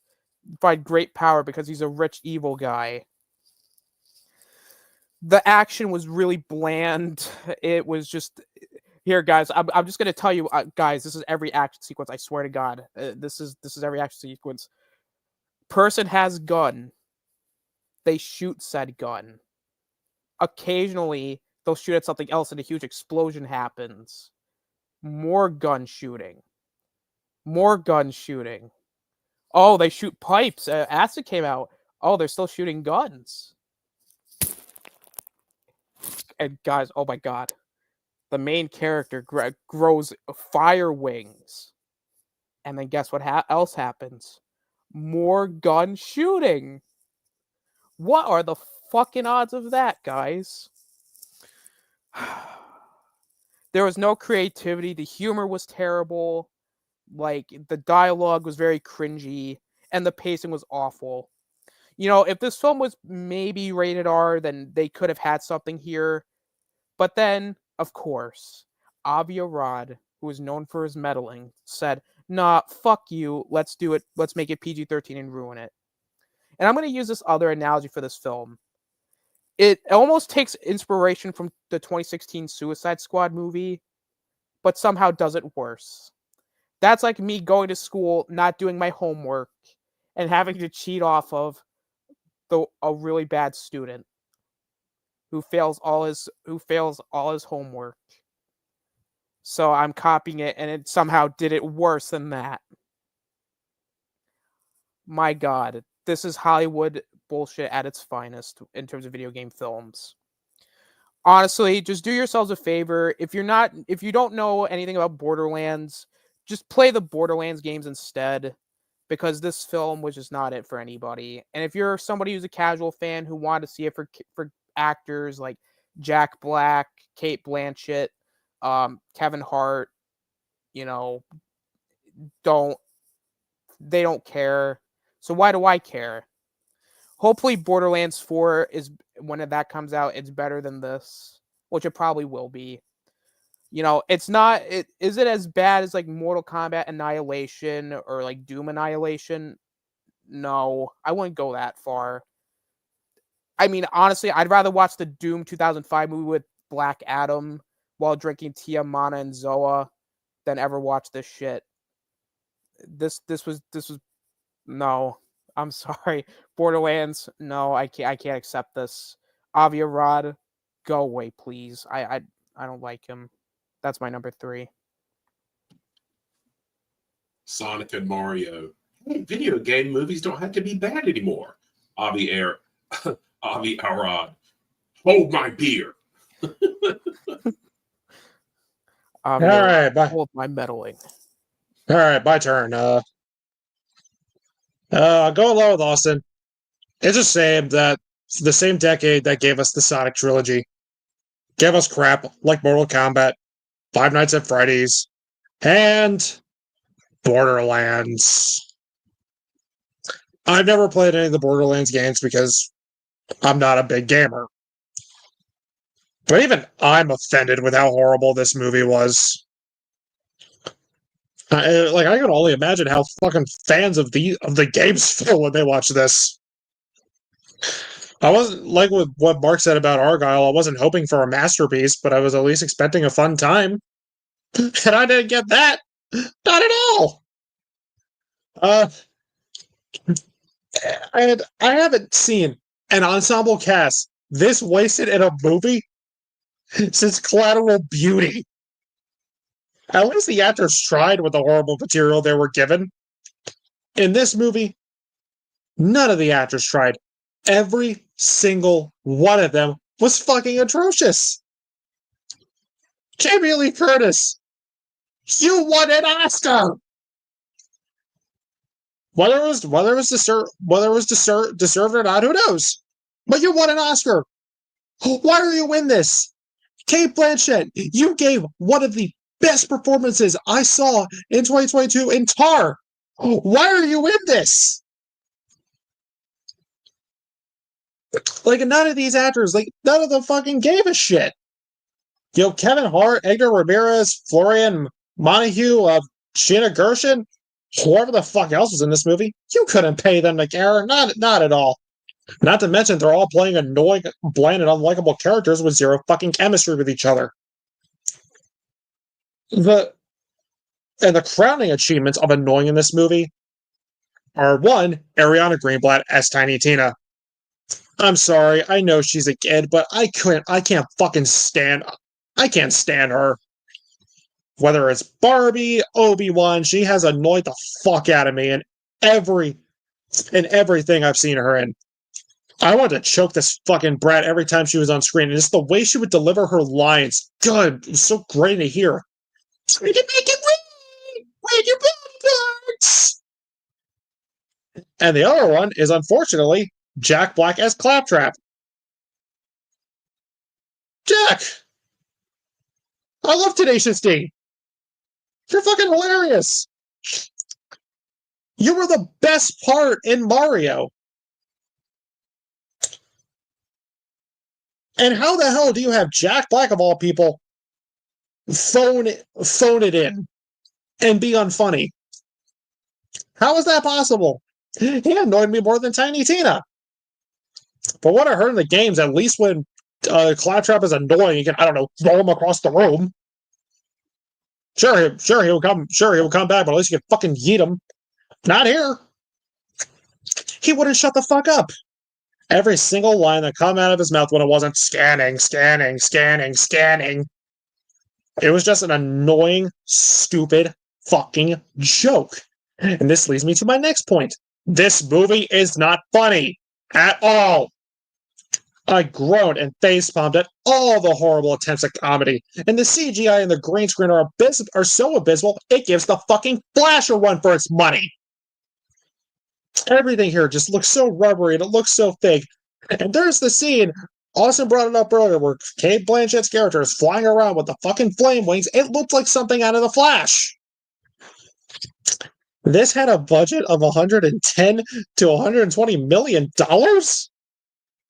Where did the money go? Sure hell didn't go into improving the fucking effects or the garbage action scenes, which, oh look, guns, more guns, explosion. And the editing is choppy and terrible. You can tell this was originally going to be a rated R movie, and then Eli Roth and Avi Arad, it was like, nope, fuck you, we're going to make this a generic PG-13. And it shows. I heard that the games are like very bloody and violent, and when you have someone like Eli Roth directing it, who's known for his gore, and you tell him, oh no, we're doing PG-13. Really? Fucking really? This has studio meddling written all over it. So much so that the writer, the person that wrote this movie, even had his name under a fucking pseudonym because he was so embarrassed for what they did to his script that he admitted that this wasn't even his movie. And the pacing, this movie's an hour and a half. It's so bad. And the reason I put this movie in the top 3 for worst of the year is it did the unthinkable. I fell asleep watching this movie. I was out for like 5 minutes. And I woke up and Claptrap was shitting bullets. Oh, what a beautiful visual that was. Oh no, it wasn't. The world building here, it's a fucking joke. Like, I didn't learn anything about the world of Borderlands, nor did I care. And like, none of it's developed. There are so many movies about a ragtag group of people going on an adventure that you could watch. The Great Escape, The Goonies, Stand By Me, Lord of the Rings, Guardians of the Galaxy, It, or I know I'm in the minority. I know I'm in the minority of this one. There's also the incredibly underrated Dungeons and Dragons Honor Among Thieves. Fuck this movie. Fuck Eli Roth. Fuck Avi Arad. Thank God this movie bombed and we will never see a continuation of it.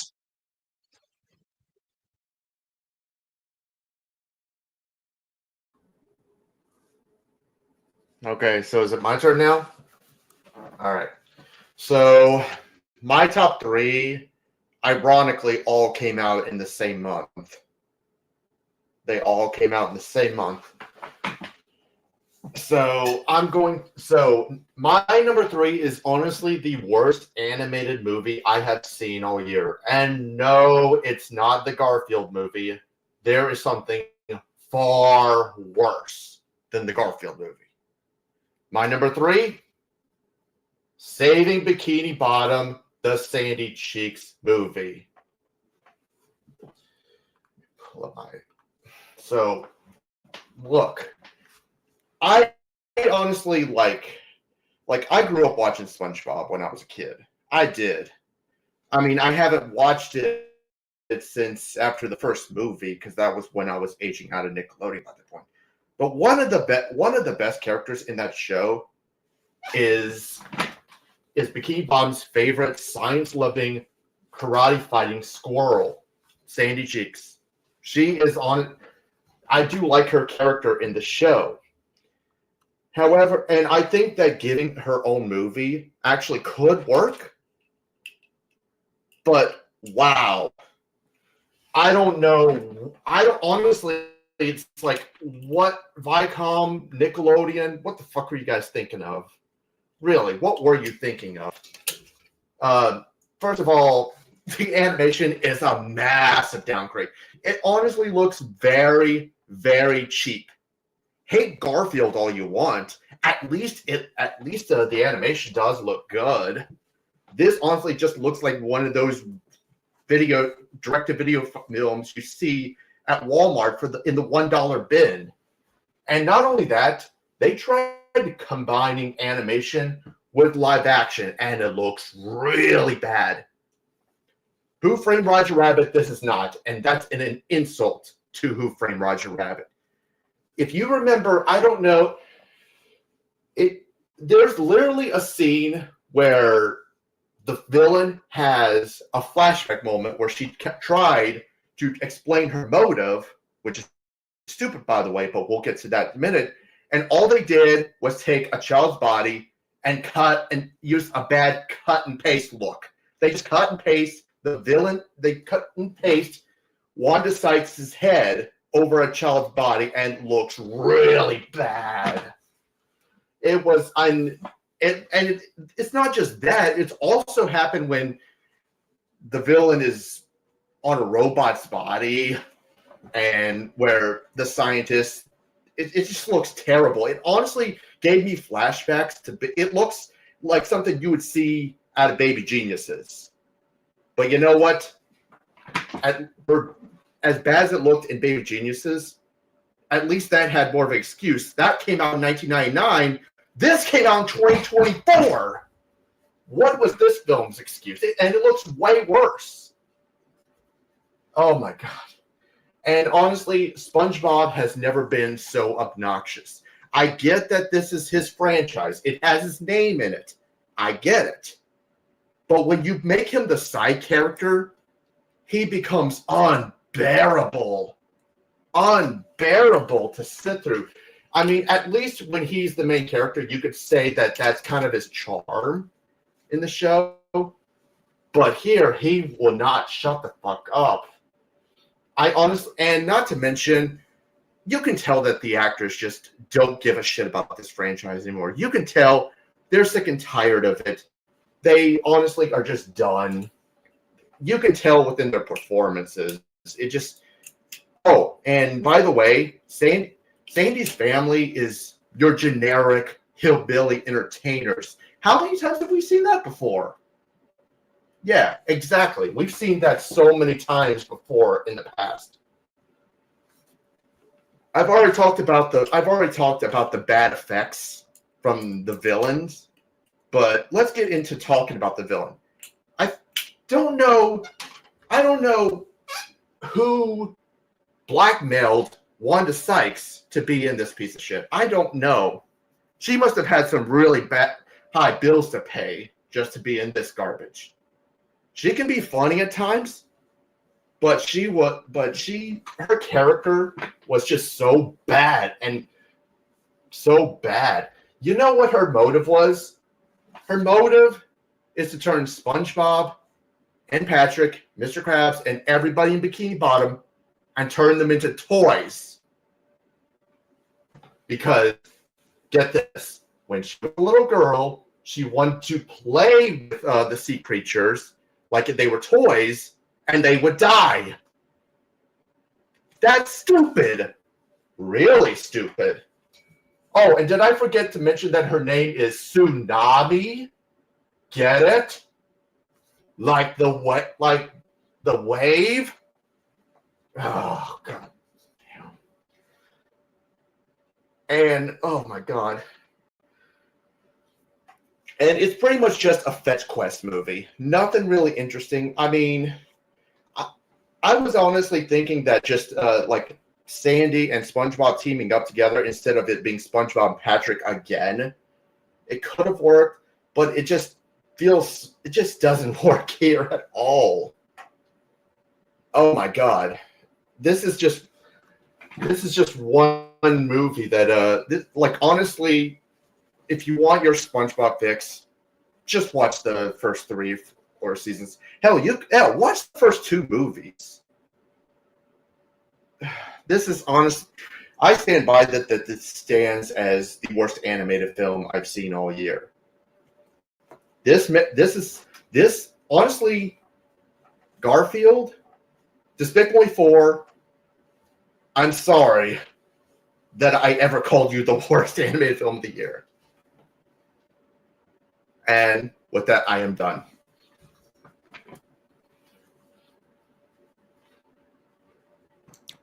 All right. So I thought this one would be on more lists because we all didn't really care for it, but I guess you all just saw worse movies than me. But my number 3 is kind of unfortunate, but I had to go with Drive Away Dolls. Yeah, this movie was not good, and it just gets worse the more I think about it. Now, I am going to paraphrase my buddy Mark on this one. This isn't a Coen Brothers movie. This is a tribute to a Coen Brothers movie, and a bad one at that. It's just like it feels like somebody tried to it feels like they took like all the Coen Brothers movie and put it in like an AI thing and like spit out a script, and this is what we got. It just feels very fake. Now I know Margaret Qualley, she has her, terrible accent. But the thing is, it's not a terrible accent. It's annoying, but like it works. Kind of like how, Channing Tatum with Gambit. He made a name for himself, it's accurate to the time. So like that's not the worst part of this movie. It's just it's an 80-minute movie that feels like 4 hours. It's just so boring, so unfunny. The chemistry between the 2 leads is non-existent, even though I like Quayle and I like the other chick. I forget her name, but she was in Miracle Workers and she was really good there. She had actual chemistry with Daniel Radcliffe in that movie. But here it's just like not good. And I feel like they wanted to try to sell the movie because it's like, hey guys, look how much lesbian sex is in this movie. And it's like, yeah, cool. I can go to fucking Pornhub and watch actual hardcore sex than watch this pile of drivel. So, the acting is okay. The plot could have been better, but it's not the worst thing ever, but it's like, okay, it's kind of a funny premise, but it's overall just like so bland and so forgettable. And I just couldn't wait for this thing to be over. I was just looking at my watch, looking at the time go by, and I just did not really care for this one. I know it was written by one of the I don't know if it was Joel or Ethan Cohen, I forget which one. His wife, he's in an open relationship with, who as she's a lesbian or something. I don't know. Weird relationship, but it's like, hey, whatever works, guys. But she wrote this movie and he directed it, and it just felt off. It felt weird. And it just like you also have thanks, right, dude, Ethan Cohen. And you also have Jonah Hill's unbearably annoying sister in this movie. I don't care what anybody says. I have not seen her in anything good, and she essentially got kicked off Broadway because her performance in Funny Girl was that bad. So, at least Jonah Hill has been good in like Martin Scorsese movies and shit like that. He was good in Moneyball. He was good in Wolf of Wall Street from what I saw of him. So I'll say that for Jonah Hill. She's just hasn't been good in anything I've seen her in. And she's like, has maybe a couple funny lines here, but is just mostly unbearably annoying. But yeah, this is essentially just a dumb movie. I don't get why it was made. Like, Cohen's just fucking kiss and make up and make movies together again, because this was just terrible. And I think they finally decided to make their next movie together, if I remember correctly. But yeah, overall, very dumb movie. It has some light spots here and there, but for the most part, it's very, very, very dumb. Yeah, I just couldn't stand this one. It just gets worse the more I think about it. And yeah, if you want to see Quayle and something good, watch The Substance. Don't watch this shit. And we'll get to that next time. But for now, we're talking about shit. And this was pretty much shit. Matt Damon, what the fuck are you doing, man? Just go fucking watch lesbian sex on Pornhub. You don't need to fucking sit through this garbage. Like, come on. I don't get it. But anyway, yeah, not good movie, but if you liked it, good, but I sure as fuck didn't. Okay, so my number 3, let the Netflix bashing continue. My number 3 is another bad exorcism movie called The Deliverance, not the 70s movie with the same title. This is a horror movie called The Deliverance. It's directed by Lee Daniels, who directed The Butler back in the day. This was literally a giant shit movie from beginning to the end. Bad dialogue, bad performances. The movie stars Andre Day, Glenn Close, Anthony B. Jenkins, Stranger Things, Khalid McLaughlin. Also has Mike Epps in it, which is another warning sign because he's in another bad movie with Madam Web, and then he's in this movie. I feel like anytime a movie with comedians in a horror movie, that's not a comedy, but more of a serious movie, I feel like you're going to get into another bad horror movie or a bad movie, period. The movie, there's a lot of shit in it that makes no sense. It's inspired by an actual event in Indiana about a demon possessing a kid. I would highly recommend, if you want to know more about that, check out the Demon House. It's a documentary by Zach Baggins. He's known for the Travel Channel show Ghost Hunters. He's did a documentary about Demon House. There's been a lot of the interesting part of this whole movie is the actual story on making this movie happening, because the people who lived in this house, sold the movie rights to make some money. The movie itself is just god awful, bad performances. Even the makeup on Glenn Close looks horribly done. Nappy juice. There's a dialogue about nappy juice somewhere in this movie, and yeah, it's just one of those movies that just was awful from the start with. And but yeah, that's my number 3 for 2024.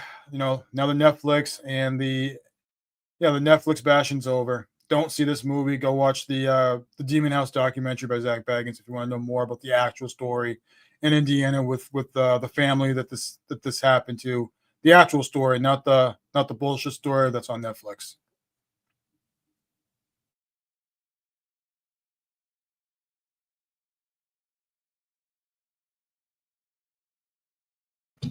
Guess it's my turn now.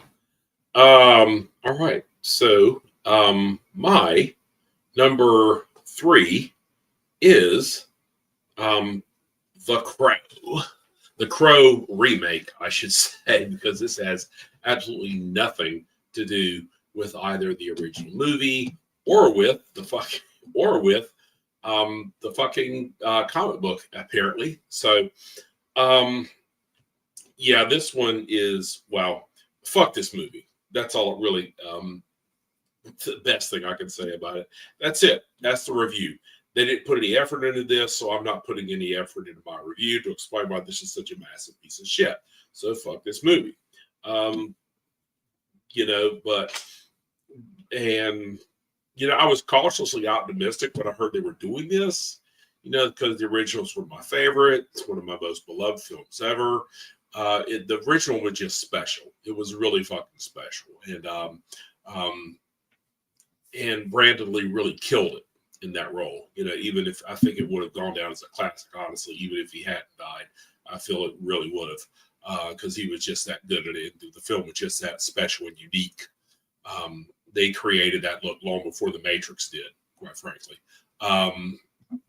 When I first heard, so I was cautiously optimistic, and you actually had Bill Skarsgård, one of the best young actors nowadays, to play the role. But so I decided I would give it a fair chance.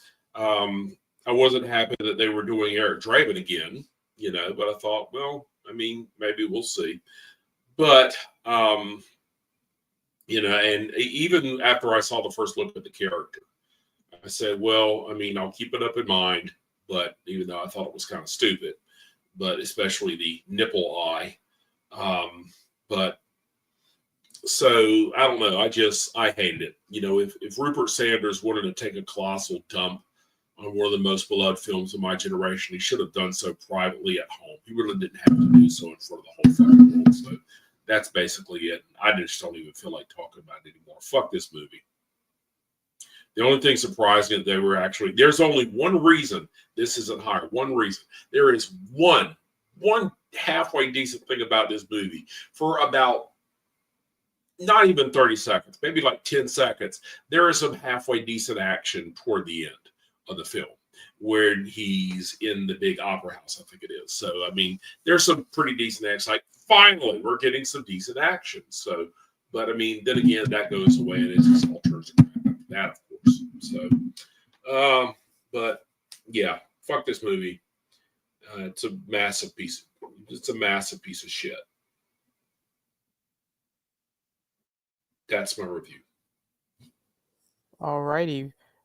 Spoiler alert, everybody. There's gonna be more Crow, as we move forward in the stream. So, be prepared. We're all eating Crow today. Indeed, Crow indeed.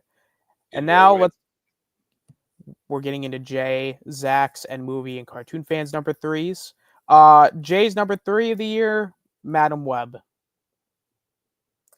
Yeah, I think it's pretty. I think it's pretty consistent. Madam Web has been consistently on everyone's lists as well. So, yeah, the Sony villain verse has definitely run its course, man. Jesus. Oh, absolutely. Mm-hmm. Zach's number 3, the Garfield movie.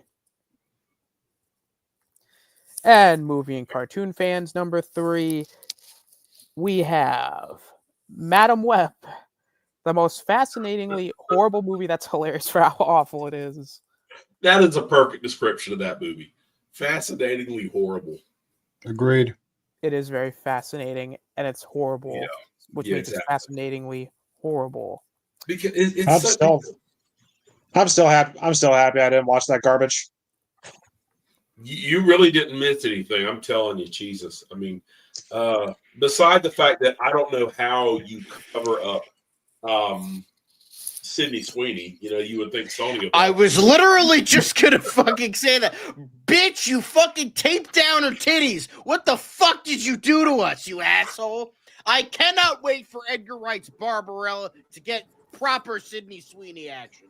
Fuck you, S.J. Clarkson. You fucking bitch. The funny thing is the fact that my brother ended up seeing Madam Web, and he said the only redeeming thing was Adam Scott being cute. If you want to see Sydney Sweetie's titties, go watch Dopia. Yeah, there you go. All right. Now it's time for the runner-up to my number 1. My number 2. You know, I didn't think that originally this wasn't going to be my number 2, but honestly, the more I thought about it, the more it genuinely annoyed me. This is probably the worst animated film this year. No, it's not Garfield. No, it's not Despicable Me 4. I haven't seen Megamind vs. the Doom Syndicate, but I heard that's really bad. My number 2 is Saving Bikini Bottom, the Sandy Cheeks movie. You know, this is coming as somebody who grew up watching SpongeBob. Um, you know, I did enjoy the first 2 films. The first one I think is probably one of my favorite animated films. The second movie I saw in theater, it's stupid, but I really like that it doubled down on the stupidness, and like there was like SpongeBob was like in Mad Max because like the Krabby Patty secret formula was taken. So there was like this whole Mad Max sequence, and they used time traveling dolphins. That was stupid, but you know what? I had fun with it. And yes, and actually, unironically, even though it wasn't great in that movie, looking back at it, it still blended the animation with the live action a lot better than this film, which we'll get into. And hell, I even watched the third movie, which isn't very good. It's basically, it almost feels like a trailer for the shitty spin-off movie, or the spin-off show, Camp Coral, with all like the retcons. That was dumb. But when I heard about this movie and hearing that it was going to focus primarily on Sandy and SpongeBob rather than the typical SpongeBob and Patrick going on a quest, I was like, oh, okay, this might be interesting and something new. Unfortunately, they dropped the ball big time. And now, once again, you may be asking, was there anything to like in this film? I mean, Carolyn Lawrence, the voice of Sandy's trying her best here. I mean, I guess some of the OG voice cast was fine. No, that's about it. This entire movie was crap. I mean, the animation this time around was really, really bad. And I'll get into, like, they once again forego the 2D animation and go back to doing 3D, which honestly, they need to go back to formula. The 3D animation was just bad. It doesn't work. Then they try to blend it with the live action at points, and it just looks so glaringly bad. I mean, I'll keep saying it doesn't work because all of it doesn't work. It looks so cheap and terrible. The comedy was just non-existent. There was like no joke in this movie that had me laugh at all. Like, at least in the third movie, there was at least like one joke that had me laugh, like at least had me chuckle. And that was when Squidward was like, they're like, because SpongeBob had to go find Gary or whatever, and so Mr. Krabs like, all right, Squidward, you need to go and basically work the grill. And then Squidward's like, oh, okay, that's pretty fucking easy, I guess. And then the grill like shoots upwards through the roof, and like, but it had me chuckle because that came out of nowhere. There was nothing in this movie that had me laugh or chuckle. This was absolutely, absolutely boring. The writing and story was just beyond lazy and generic. It's just Sandy and SpongeBob, having to save Bikini Bottom from an evil rich woman. And along the way, they meet Sandy's generic redneck family. That I just told. I'm pretty sure Rob can back me up. That's literally the entire film. Oh man, well, I mean, speaking of the villain, Wanda Sykes, aka Tsunami, get it? Tsunami in the ocean, get it? That's a fucking knee slapper there, Viacom. She just plays a generic evil businesswoman with a badly CGI'd robot body that eventually also gets her head put on a really bad CGI fucking fish body. Gee, what are the odds with that one, guys? And then like they try to give her like this emotional backstory, but even then it comes off fucking stupid. Her 2 lab assistants are also really fucking stupid. There's like the one guy who's sleeping in a file cabinet, and really the only reason why they're helping her is because of a vending machine that's not even filled up. What the fuck? If you think that sounds stupid, trust me, it is. Also, just on a side note too, not even like on a side note, but this is a big issue. Tom Kenny in this film sounds like he's phoning it in, or he literally just woke up and he's half asleep. I genuinely like. There's only a couple. Like, I have a couple theories as to the either one, it's just his age and like doing the SpongeBob voice probably is taking a toll on the voice. Two, he didn't really want to do this movie, and he's just doing it for a paycheck and he's phoning it in, or he's just tired of this franchise in general. And also, SpongeBob's so fucking annoying in this movie. Like, at least in like the first two movies, like, and even maybe the third one, he's at least going through interesting arcs, and at least like he's doing something, and you feel, and you could actually be like, okay, I'm kind of rooting for this guy. But as a side character, he is so ungodly annoying. I was kind of like Squidward in this movie, just like, no, I don't know, God. So many, like, especially when like they have to split SpongeBob into like the little mini SpongeBobs, and they're all squeaky, and Squidward's like, oh God, please no. Like, that was me throughout that entire sequence. And also they try to do like this whole like thing where like, oh, Sandy like accidentally spied on Bikini Bottom. It's like, it made me roll my eyes and go, okay, whatever. Just generic thing of like, oh, the characters got to feel bad about themselves, and then SpongeBob's got to do the hurrah speech. Fucking absolutely terrible. For somebody who is for a character and a franchise that's kind of like the face of Nickelodeon, you would think Viacom and Nickelodeon would treat him with a little bit more respect than that. It's bad when even the fucking Thundermans, from what I heard, got a better adaptation or better like kind of sequel film over this.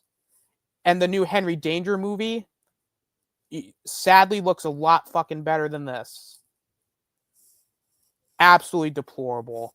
This is easily the worst animated film of the year. At least Garfield, for what it's worth, had good animation. It had at least a couple funny moments here and there. Despicable Me 4, I haven't seen it, but at least from what I could tell, it just looks consistent.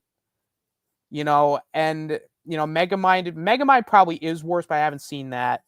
I just don't recommend this one whatsoever. If you just want to watch SpongeBob, watch the first two movies, the first 4 seasons of the show, maybe even season 5. And you know what? Play Battle for Bikini Bottom in the SpongeBob movie game instead. Absolutely deplorable and disgusting.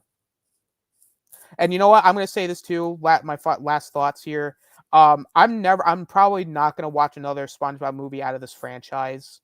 Like, this was really, really bad and unforgivable. The only way I'll maybe watch another one is if they go back to 2D animation and they go to a more small scale story that doesn't have anything to do with live action. And you know what? Maybe do something different. Like, maybe like do like a SpongeBob, Squidward, and Mr. Krabs road trip movie. And like Plankton's like trying to go after the secret formula during the movie or something. Or like have like a buddy cop like Mr. Krabs Plankton movie. Like anything that would like just be different out of the norm. But other than that, fuck that. No way. This franchise is gone and dead. It's been long dead. Deplorable.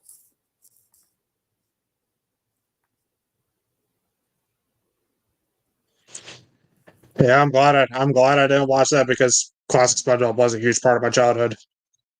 And I already don't like the modern stuff, so I have a feeling I would definitely hate this. But anyway, my number 2, Jesus Christ, this title hurts to say. The American Society of Magical Negroes.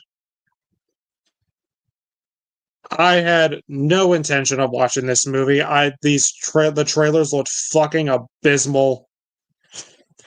And however, we were originally going to do this as a Cool Kids review, and like Rob was saying, we were going to do this for a Cool Kids review. And after him and I saw it, and we talked about how horrible it was, we ended up canceling it. Which means we saw this movie for no fucking reason. This is one of those movies I knew was going to be terrible, but ended up being a hell of a lot worse. Aw, Kobe Levy. You try to be like Spike Lee, Oh, how adorable! This is hands down one of the worst fucking comedies I've ever seen. Like, I would put this up there with Jack and Jill, The Master of Disguise, disaster movie, Bucky Larson, The Medea Christmas. This was torture to sit through. The whole time I was sitting in this theater, this is supposed to be a comedy, right?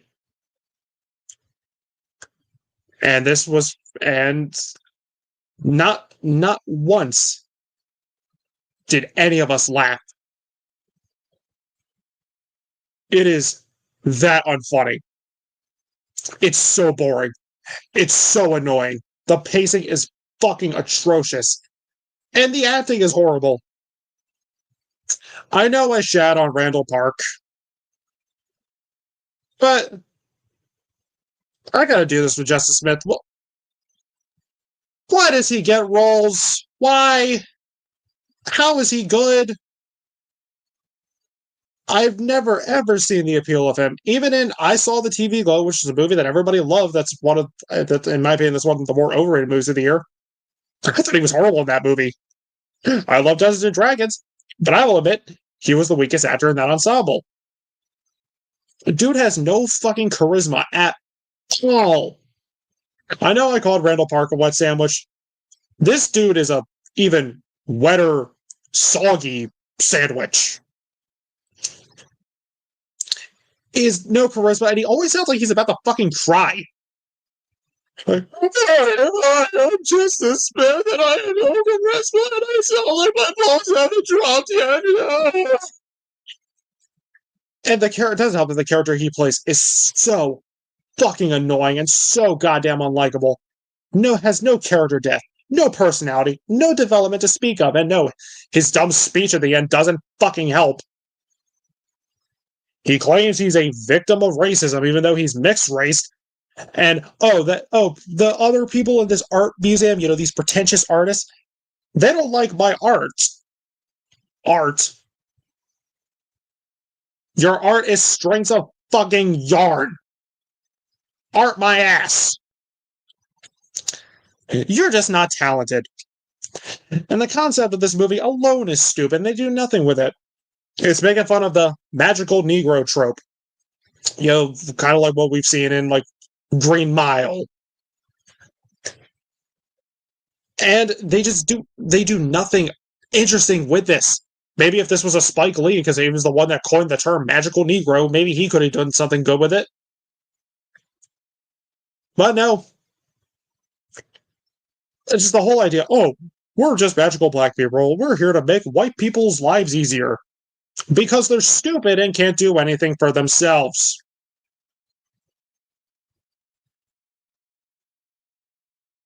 What did I say about Candyman 2021?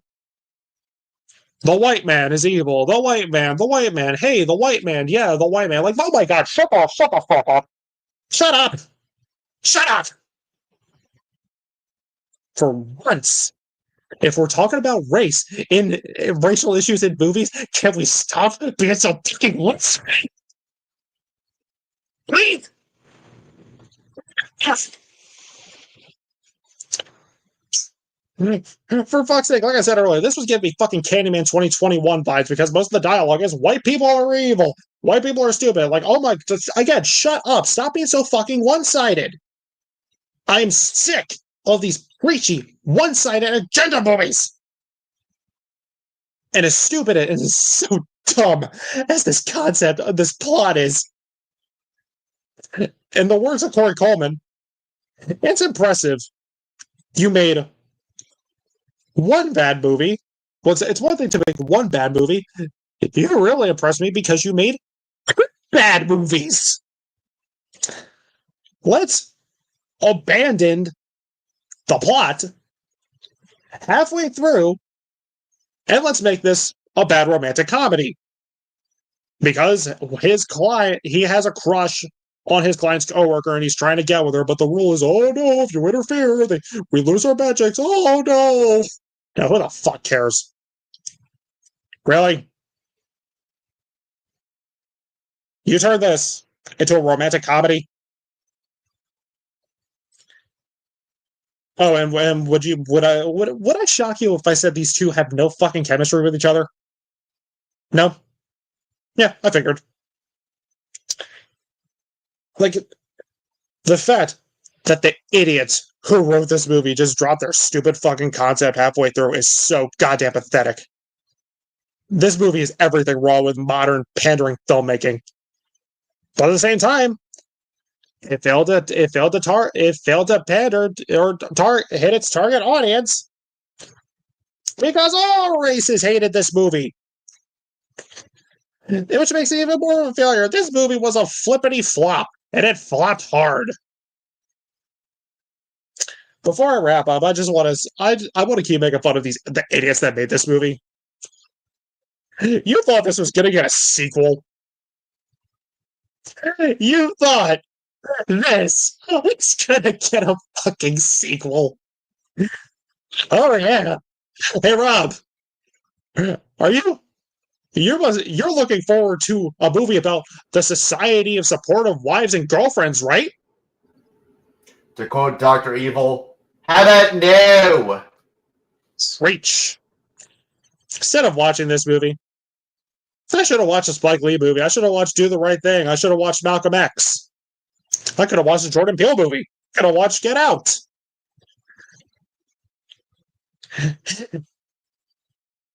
I know this is Kobe Levy's directorial debut. Sure. Maybe it's not working out. Maybe you shouldn't write or direct movies ever again. I think maybe it's time for a career change. I don't know. Maybe you could be a doctor. You could be a car salesman. Just don't be a director. Get the fuck out of Hollywood. Hands down, one of the worst directorial debuts I've ever seen. One of the worst comedies I've ever seen. And this, I know I said all these movies at one point were going to be my number one, but this was going to be my number one. Until a certain movie beat it. But we'll get to that soon. Fuck this movie and its motherfucking ass.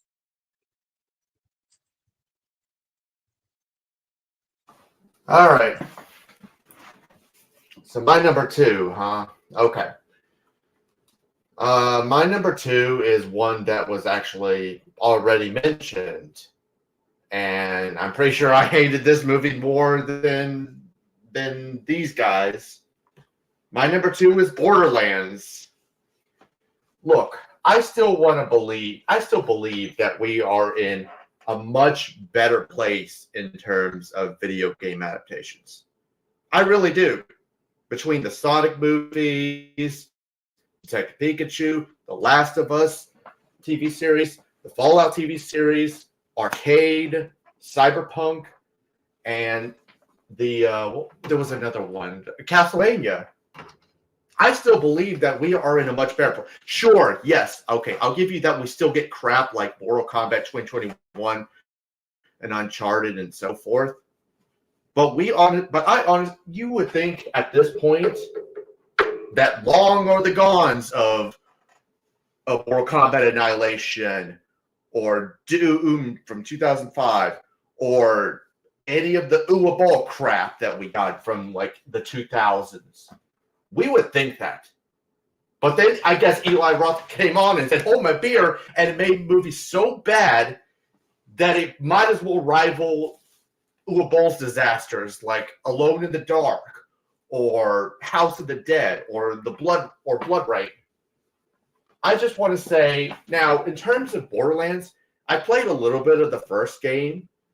I'm not what you would call a massive Borderlands fanatic. I mean, I played a little bit of the first one, but that's about it. My knowledge is extremely limited. So, is there any good thing? I mean, I guess it's short, but that's on. Like, look, this movie has literally nothing to work with.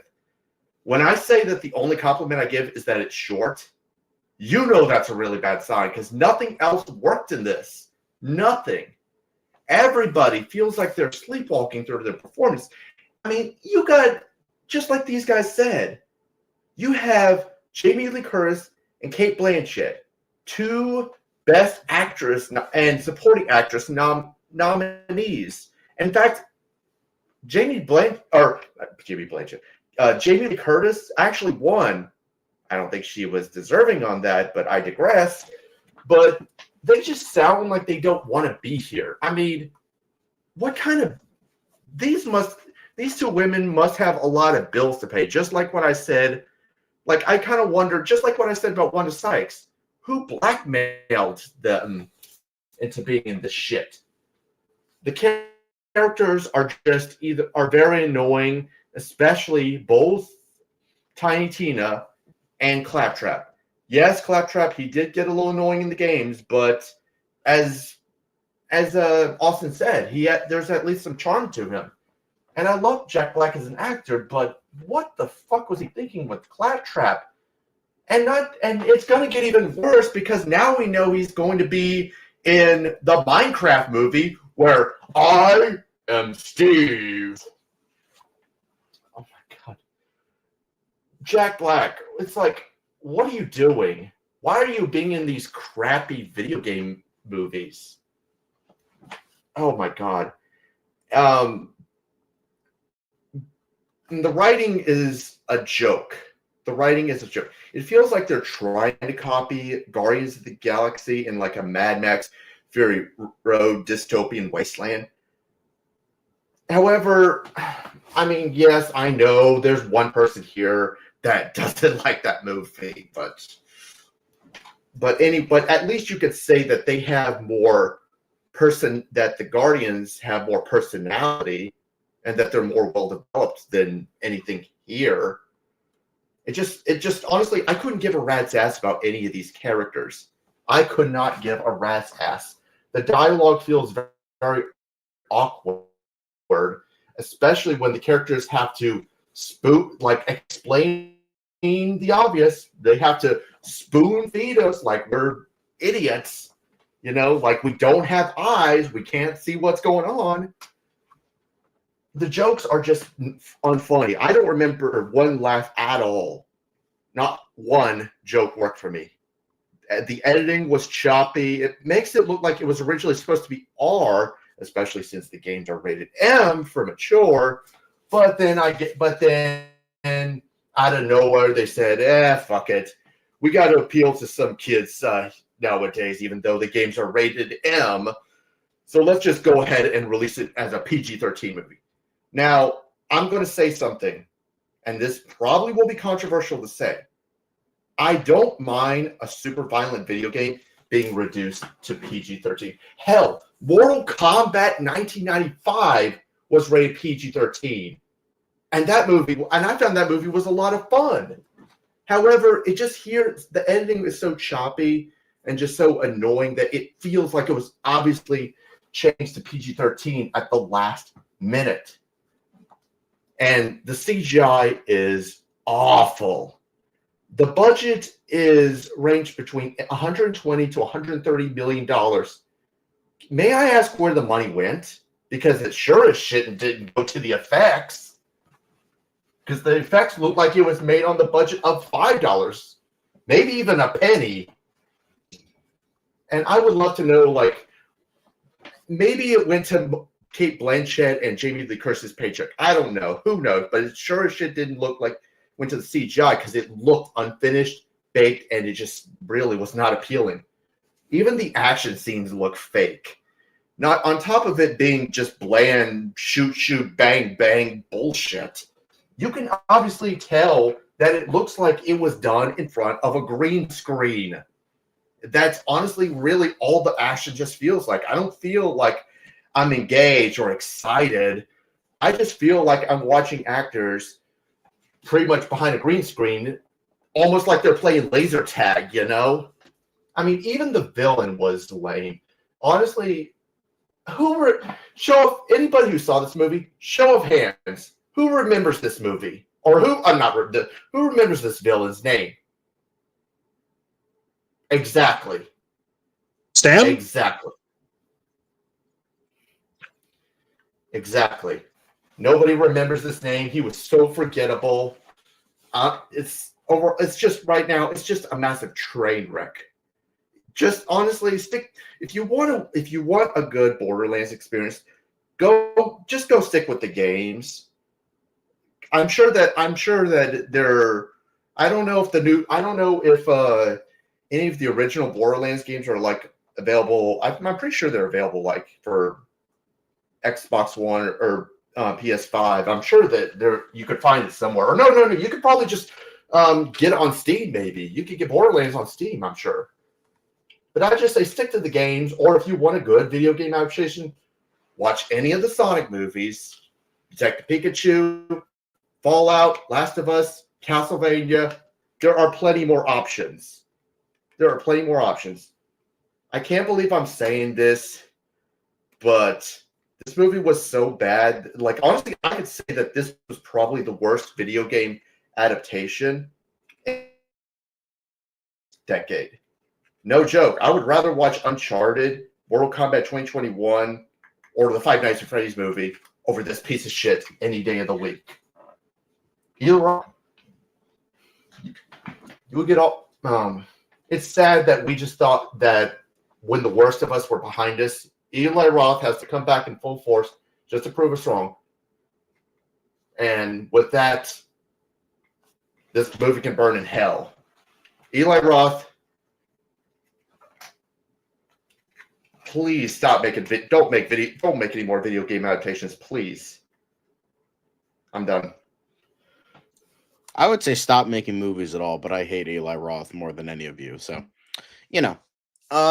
So my number 2, just a fucking giant missed opportunity and a giant pile of shit, and that is motherfucking Argyle.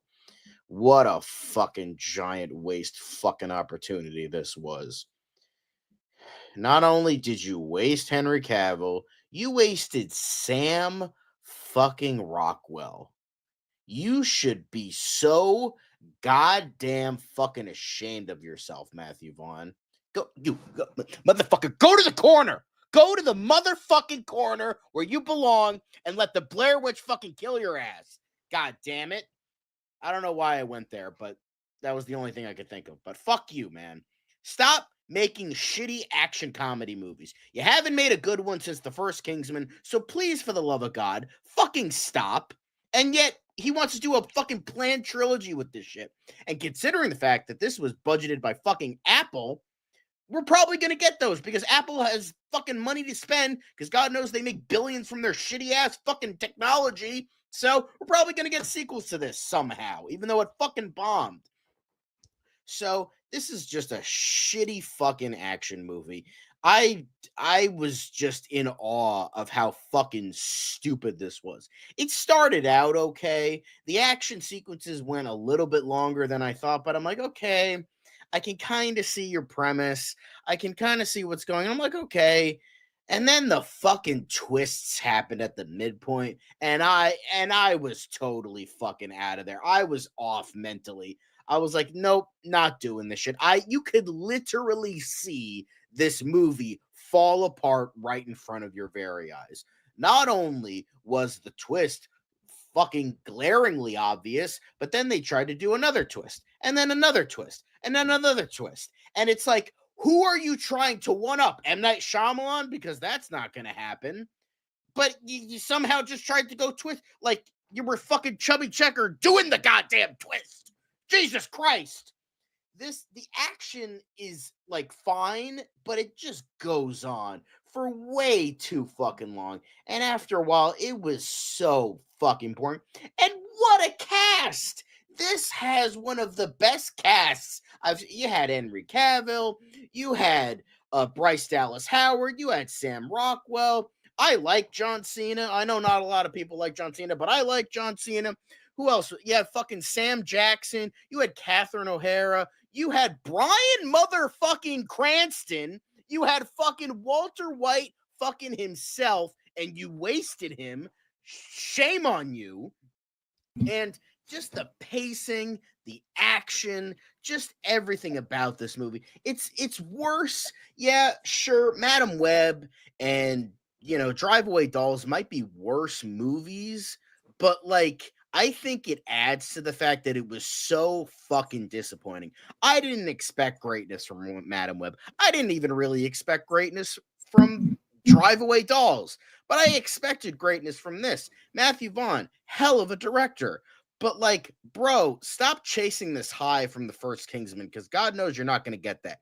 Yeah, Golden Circle might have had Elton John, but like, no, stop. I didn't even bother with the Kingsman because it looked fucking stupid. So I'm not saying Matthew Vaughn goes in my personal graveyard list, which is the Pit of Empty Souls. I know he can direct, but bro, just stop with the over-the-top action comedies. We're done. We're done. Stop. Just stop. Like, go do a fucking horror movie. Go do a regular comedy. Fucking do a goddamn musical for all I fucking care. You have Elton John. You've used him before. Fuck it. Bring him in there. But, like, I'm just so tired. And now they're trying to connect it with Kingsman, even though it makes no fucking sense whatsoever. And it's just like, this, despite the fact that this movie came out in February, it's still like, ugh. It still managed to reach my number 2. It was that fucking bad. I know I haven't seen a lot of bad movies, but I still had a lot of bad ones with this. It just was. I feel so bad for Henry Cavill. I feel like even with Ministry of Ungentlemanly Warfare, which was much fucking better, it still flopped, unfortunately. The man needs to catch a fucking break. I hope his Warhammer and Highlander movies and TV show are good, because the man needs a win at this point. But yeah, Argyle, it should have stayed a pattern, not become a movie. Fuck off. Matthew Vaughn, take a break, take a breather, go take a nap, and come up with something fucking else, because we're tired of seeing the same goddamn fucking movie over and over again, but worse. I actually got to say, first of all, sorry for having my thing unmuted there, but second of all, I just wanted to say, I hate John C. I'm not a fan, at least not as an actor anyway. As a wrestler, yeah, he's great, but I mean, as an actor, I don't think he's that great. But I have to say, he wasn't bad in this. He was not bad in this. He was not the problem. The problem was just the shitty writing. Shitty writing. Yeah, it's acting, everything. Yeah, you're right. The cast was fantastic, and all of them were just bad. It's just none of them. And also, Dua Lipa was in this movie because, yeah, sure, but I mean, she was hot, actually right? good. But I mean, what she was in, she was great. I mean, but again, none of the actors were the problem. The problem was the shitty writing and the plot. All right, let's go ahead and let Rome have the floor. So my number 2 is also Argyle, and the award for worst action scenes in a movie for 2024 is Argyle.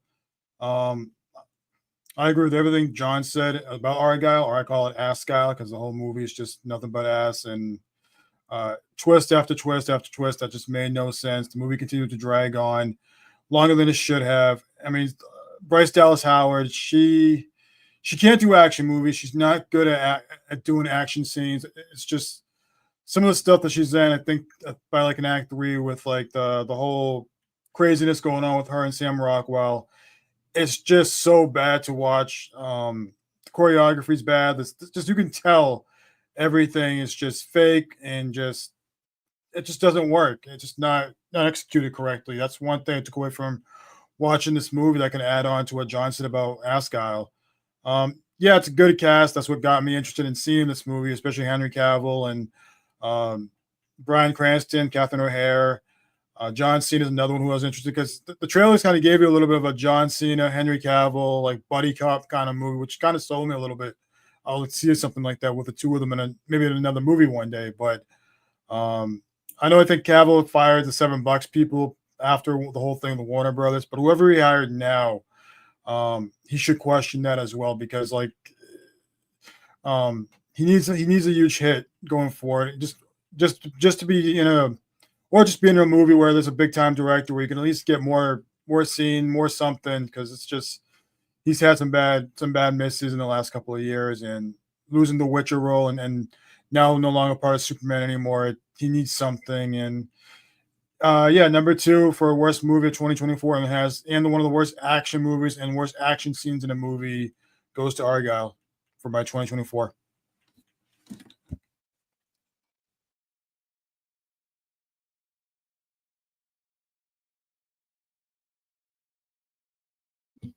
Guess now it's my turn. My number 2 is Atlas. This was a surprise because this had been my number 1 for a long time, but I decided actually there is one movie that I think that is actually worse than this. So, and I probably should have had it there all along. But Atlas is like if you put the creator in a blender with a horrible actress, awful writing, cheesy dialogue, and approximately 48 metric tons of pig shit, blended together, and cook it at about 5,000 degrees for about 6 months, and this is what you get. Everybody's so creative except the people who made this shit. My God. It's really Shitflix has reached a new low. We're all used to Netflix releasing bad films, but you might have one gem in there out of about 100, but this is just a new low. It's just that bad. It's holy shit. It's just cheesy, and it's beyond just cheesy, and not in a good way. It's like movie and cartoon fans said about Madam Web, except this is actually worse than Madam Web, except it's laughably horrible in a fascinating way. It's like watching a 2-hour train wreck, in 2 hours slow motion train wreck. It's like, I don't know. It's everything you would expect from Netflix and worse. Shitflix, really, I should say. And I cannot wait for Stranger Things to come out so I can cancel the fuck out of them soon enough. So, but that's it. Yeah, keep it short and sweet. Atlas fucking sucks. Somebody has to stop J-Lo from making movies. So, Ben, we're counting on you, buddy. I'm just glad Ben Affleck dodged a bullet and got out of that whole relationship. Yeah, you're God, yeah. After, cheating on his original wife. Whoops-a-doodles. Yeah, he really never should have left Jennifer Garner.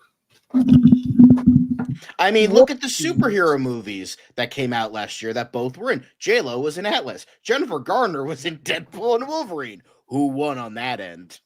Yeah. Say what you will about Deadpool and Wolverine. I know not everybody loved it as much as Zach did, but still better than that shit, I would assume. Be right back. 100%. Yeah, none of us loved it, but most of us were in the majority that it was a good movie. Yeah, we liked it. Just the weakest of the Deadpool movies. All right, so let's get into Jay, Zach, and movie and cartoon fans number 2s. Jay's number 2 is The Acolyte. Understandable. Zach's number 2 is Mufasa, The Lion King. Kind of surprised it wasn't his number 1, but shit happens, I guess. What can you do? So, let's see here. Then, movie cartoon fans number 2 is Borderlands. There isn't a single positive thing I can say about this corporate grabtastic piece of amphibian shit. Where did that quote come from? Piece of amphibian shit. Could have sworn I heard that from somewhere. Well, gents, it is that time. It is that final time. It is time for the number 1 spot. Everything that we've gone up to from these 2.5 hours the long, drawn-out build-up to this. And for the most part, we're pretty much going to say the same exact fucking thing. So you know what? Are we all ready? There's no turning back. Are you ready? Aye, aye, Captain. That's what I like to hear. Now, I'm going to put everybody into the back. And we're just going to... Oh, God. Wrong button. All right, everyone's going into the back. You'll see everybody once it's their turn. All right. So before I give it our number one, I'm going to go into my dishonorable mentions before I do our number one, just so that way we can just kind of shoot everything right away. So my dishonorable mentions for 2024 are Tarot, aka Spooky Wookie cards, The Watchers, the Garfield movie, Trap, and Twisters. Now, with that being said, my number one, I'm pretty sure for the most part, everybody's going to say the exact thing that I'm about to say. My number one is The Crow, aka The Crap, aka The Crow in name only, also commonly known as The Crow 2024. No review. I refuse. That's it. That's all I gotta say. No, I'm not doing that again. That's not the same. I'm not gonna do that joke again. I did it before. Not doing it again. Because if I'm gonna have to talk about it again, I might as well fucking talk about it. I might as well just talk about it a little bit more in depth. Honestly, I'm not the biggest fan of The Crow. I haven't read the comic books. I haven't watched The Crow direct-to-video films. The correct direct-to-video sequels. But I have seen the first movie, and I think it's a fucking outstanding film. And when I heard about the remake, I really wasn't that interested to begin with. But I decided that, you know what, because Devin wanted to do a cool kids review, and because because I haven't been on a cool kids stream in a while, I was like, you know what, fuck it. I'm gonna watch The Crow 2024. Now, I didn't pay for this movie, mind you. And I was at least expecting a really bad but fun movie. No, that's not what I got. Imagine Fant Four Stick 2015 but worse. That is probably the nicest way I could describe it.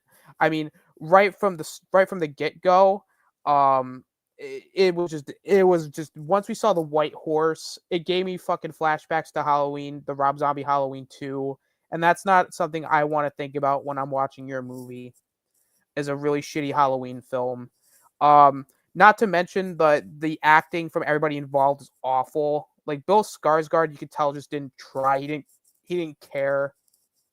He slept walk through his performance. FKA Twigs was bad. She didn't have good chemistry with Bill Skarsgård whatsoever. I did not like the design for him as the Crow, and honestly, and you know what?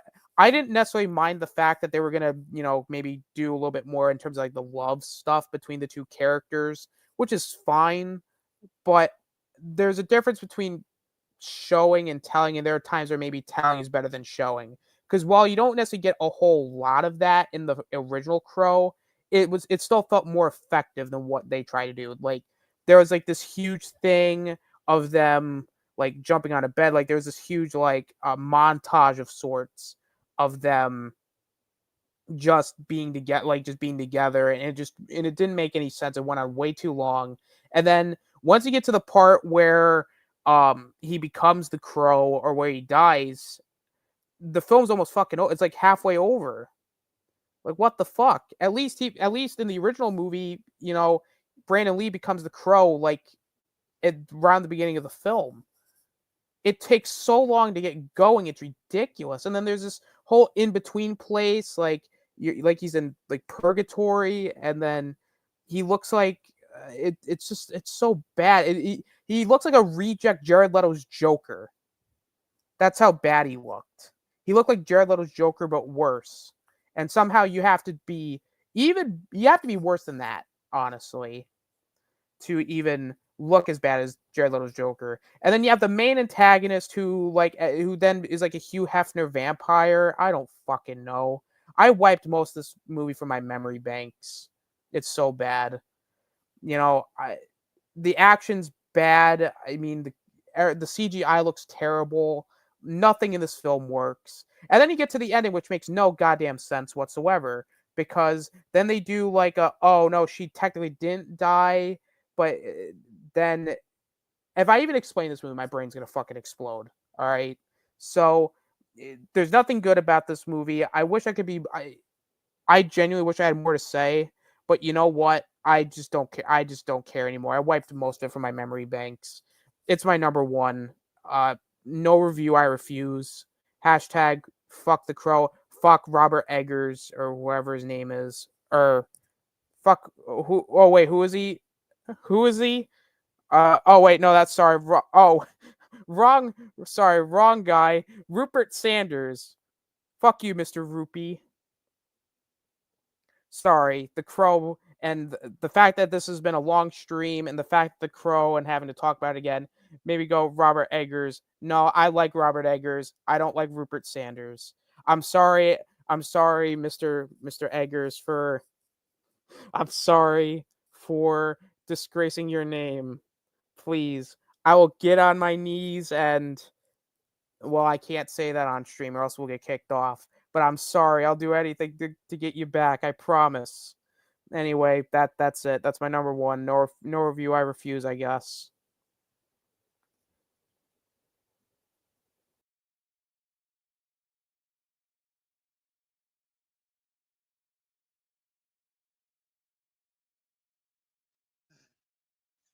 Alrighty then.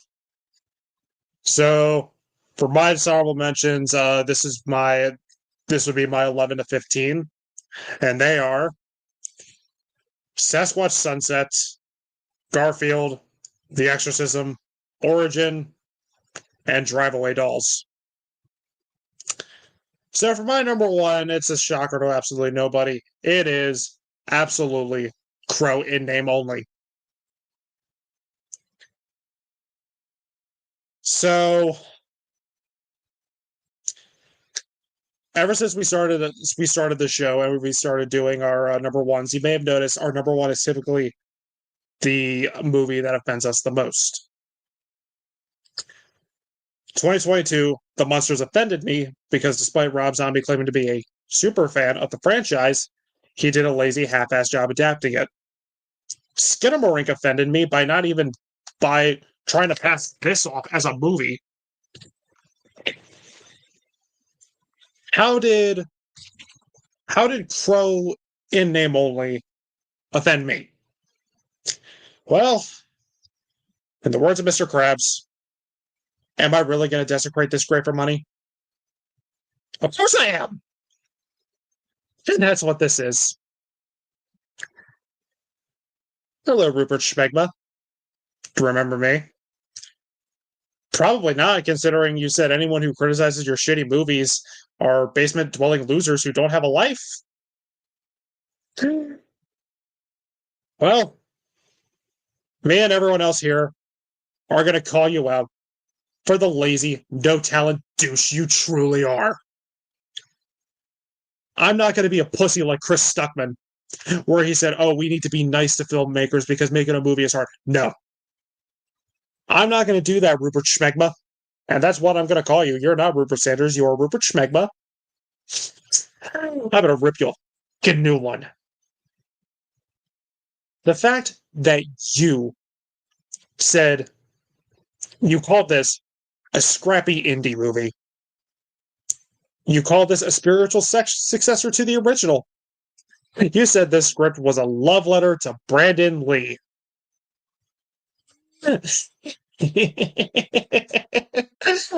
Isn't that cute? Into the movie itself. This is one of the worst remakes ever made. One of the worst comic book movies ever made. This probably made my top 5. Like my bottom 5 comic book movies of all time. This is from concept, execution, its existence. In the words of Gene Wilder, when he talked about the Tim Burton remake of Charlie and the Chocolate Factory. It's an insult. This is an insult to the legacy of Brandon Lee, to James O'Barr, the comics, the original film, and all the fans for trying to make money, and you failed at it because this was a colossal bomb. The acting from everyone here is awful. Awful. Thank God Robert Eggers gave Bill Skarsgård the redemption he needed with Nosferatu. He needed it after starring in this. He was fucking atrocious here. This Eric is a downgrade from the one we saw in the original film. I love the original movie. I do.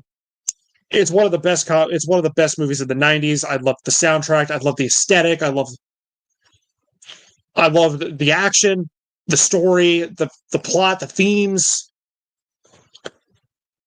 And what I loved so much is how Brandon Lee took Eric, despite that he was focused on this mission to put the wrong things right, to avenge his and Shelley's deaths.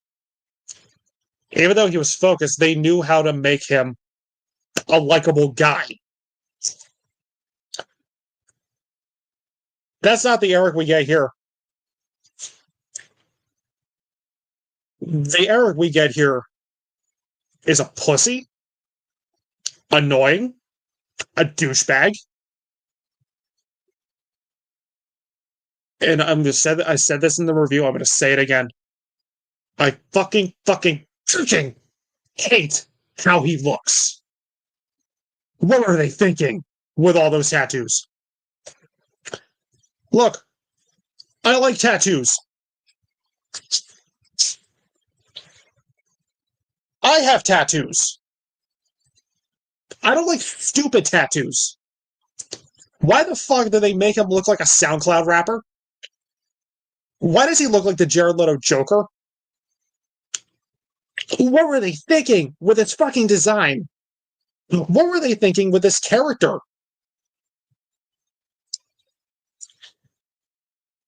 I hope to God I never see FKA Twigs in another movie again. Not only can she not sing, not only can she not keep her fucking mouth closed, her acting is dreadful here. And it doesn't help that this version of Eric, they're both unlikable, annoying, stupid degenerates. And you make these two junkies. You make them drug addicts. Rupert Schmegma, it's funny that you call this a love letter to the original movie. And because anyone with a brain that knows anything about the source material knows that James O'Barr wrote the original comic after losing his fiancée to a drunk driver. And it makes it even more insulting that you turn the characters he created into the thing that took the love of his life. Remember the scene where Eric got Sarah's mom clean? Mother is the name of God in the hearts of all children. Morphine is bad for you. Remember how powerful that scene was? Nope. Well, this scene isn't here because they're both junkies.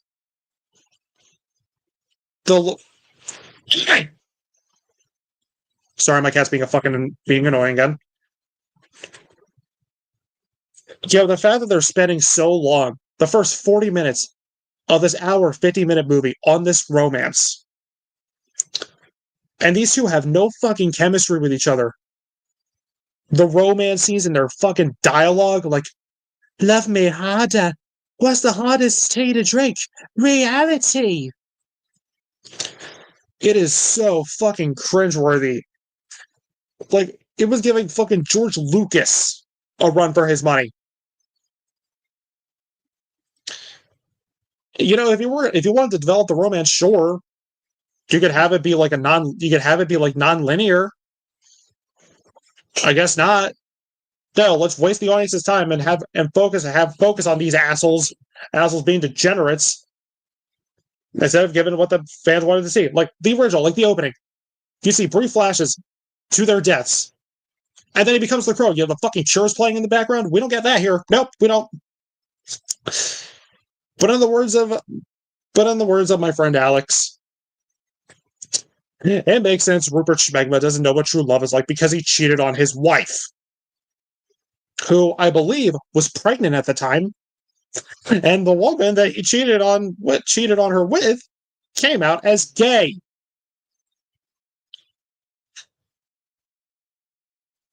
The fact that you only saw flashbacks in the original movie and you bought this romance, then this movie, which spends 40 goddamn minutes on it, is fucking baffling to me. The writers making them drug addicts is a fucking just stupid, lazy way to modernize this movie. And them doing Eric and Shelley again is a lazy fucking move because multiple people have taken on the Crow persona. You know, we're all about diversity in this day and age. There's a Crow that's black. There's a Crow that's Native American. There's a Crow that's Mexican. There's a Crow that's a woman. You could have done one of those. No, let's just do Eric and Shelley again because we have no creative fucking ideas to speak of. This movie's boring. The pacing is dreadful. I nodded off multiple times. This movie's called The Crow, and he doesn't even become the Crow until an hour and 15 minutes into the movie. Because at first, we spend so much time on this fucking romance.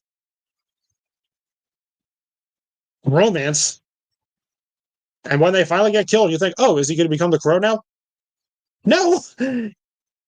Because he spends the entire movie bitching and complaining about whether or not he loves this chick.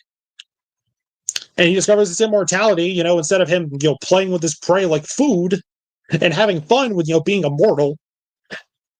He was like, oh, that hurts. Oh. And to quote Alex again, what's this version of Eric's weakness? Indecisiveness. And like I said, it's the Crow in name only. Because this doesn't feel like the Crow. It's just some random tattooed mumble rapper doucheball with plot armor just going after generic bad guys. And the bad guys, they're bland and they're a complete downgrade compared to the original. You remember Top Dollar. You remember Tintin. You remember Skank. Fun Boy. You remember all of those guys. They're so hateable yet so fun to watch. Name me the villain in this movie. Name any of the henchmen. You can't, right? And again, there was that scene where, Eric breaks into the conference and he says, anyone that doesn't want to leave, you can leave. And he goes after and kills all the guys in the room. He's just going around killing random people. Thanks for making him unlikable. Once again, you cunt. And there's also no Sarah and Officer Albrecht here, so there's no audience surrogate to relate to. Eric Shelley's friends, they serve no point. You take them out, nothing changes. There's no positive characters in this dark world. Everyone here is just unlikable and bland. Editing's atrocious. It's so choppy, and the soundtrack is a fucking joke compared to the first one. Because the first one, you had The Cure. You had Nine Inch Nails. You had Rage Against the Machine. You had Stone Temple Pilots. You had Pantera. Yes, I love Joy Division. I love Dry Majesty. But everything else here sucks, That scene where he's putting on the makeup and Burned by the Cure is playing, it's fucking glorious. Glorious. Here is just a generic pop song play. The action scenes, they're so bland, they're so generic. And, everyone's hopping up, the opera house scene, that's the big action scene in the movie. It was boring as hell. So boring. And the CGI is fucking atrocious too. From the CGI blood to the crows, which, by the way, the crows serve no fucking purpose in this movie.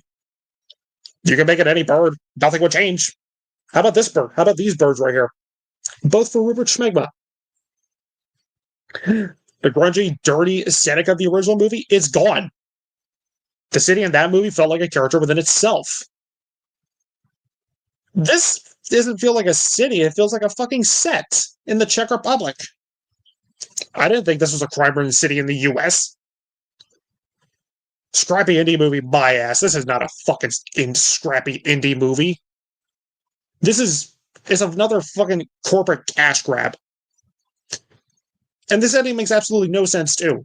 And it makes sense with this garbage even pointless. Do you mean to tell me that Eric and Shelley were dead for, like, I don't know, one day? Which makes the fucking vengeance even more pointless.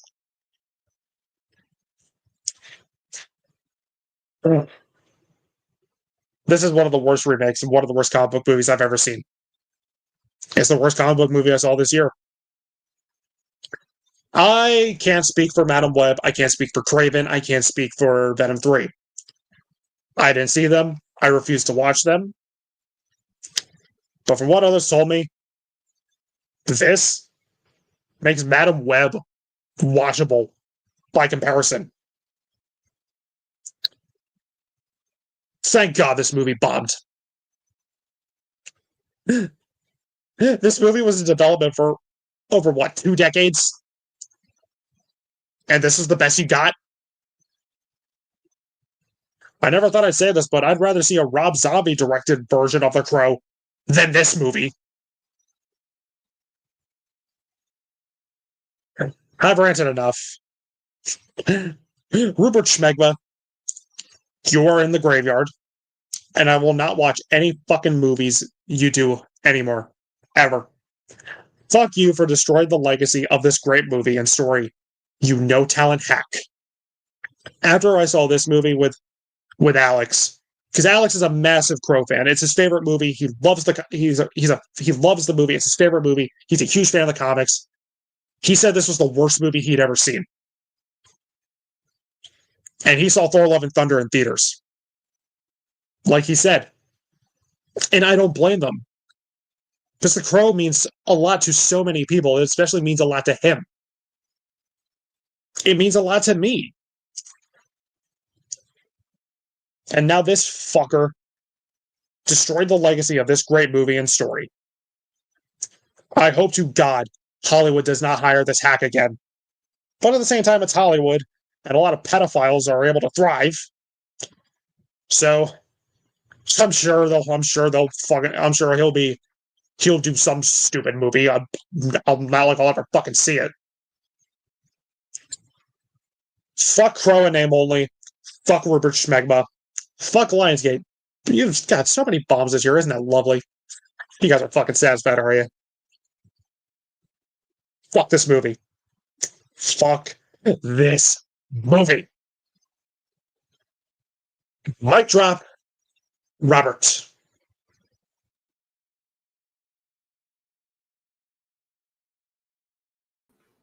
All right. So for my dishonorable mentions, as for my dishonorable mentions, they are as follows.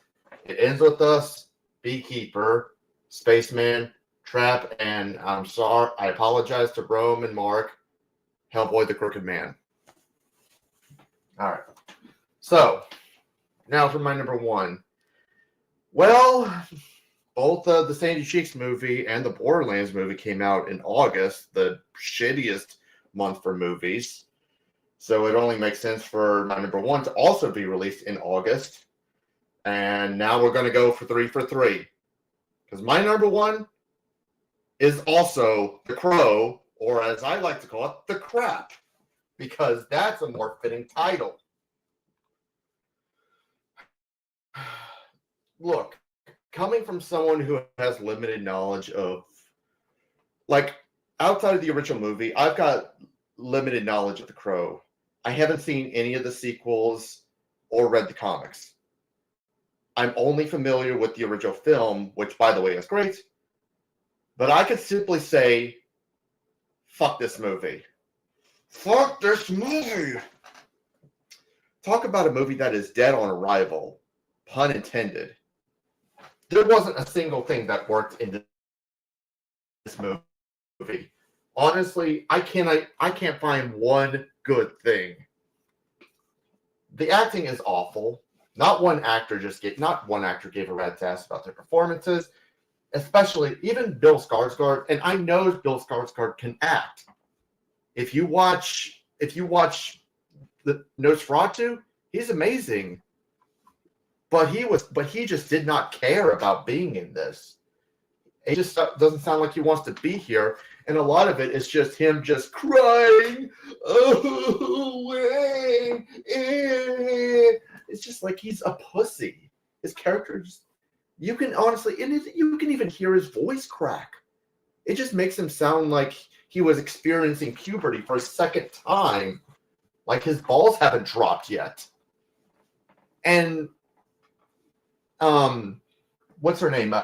FKA Twigs. Not only can she not act, she can't sing for shit.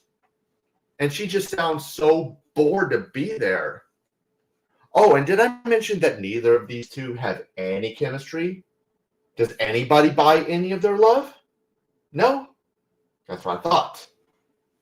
You just do not give a shit about this romance, and it goes on for like, what, 30 minutes?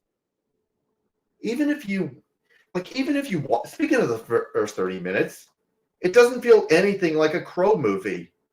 I honestly, no joke, when I walked in the theater and I sat down, if the title hadn't told me I was supposed to be watching The Crow, I assumed I would have just walked into some shitty romance movie. It's really what it feels like, because I didn't feel like I was watching The Crow. It feels nothing like, the beginning feels nothing like a Crow movie. It just seems like a mixture between a shitty horror, shitty action, shitty romance movie all piled into one. I understand that they want to dedicate 30 minutes of the time for character development, but so that way you care for when the murder scene happens. But as I said, they have no chemistry. You don't buy any of their performances, and you don't buy that these feel like they're in love. It's almost like they're pretty much co-workers pretending to be in love. The CGI looks terrible, mainly on the crow and the blood. They're just so fake and unconvincing. The pacing, abysmal. Like, how long is this movie again? What, 2 hours, maybe? I mean, seriously, I forgot how long this movie was, but it honestly felt like it was a 5-hour movie. I honestly was just so bored with it. Yeah, okay, thank you. Yeah, under 2 hours, but still, the pacing was abysmal, and it felt just like it was so much longer than that, and it just drags on. You don't give a shit about this romance. You don't care, and the cinematography is also very awkward.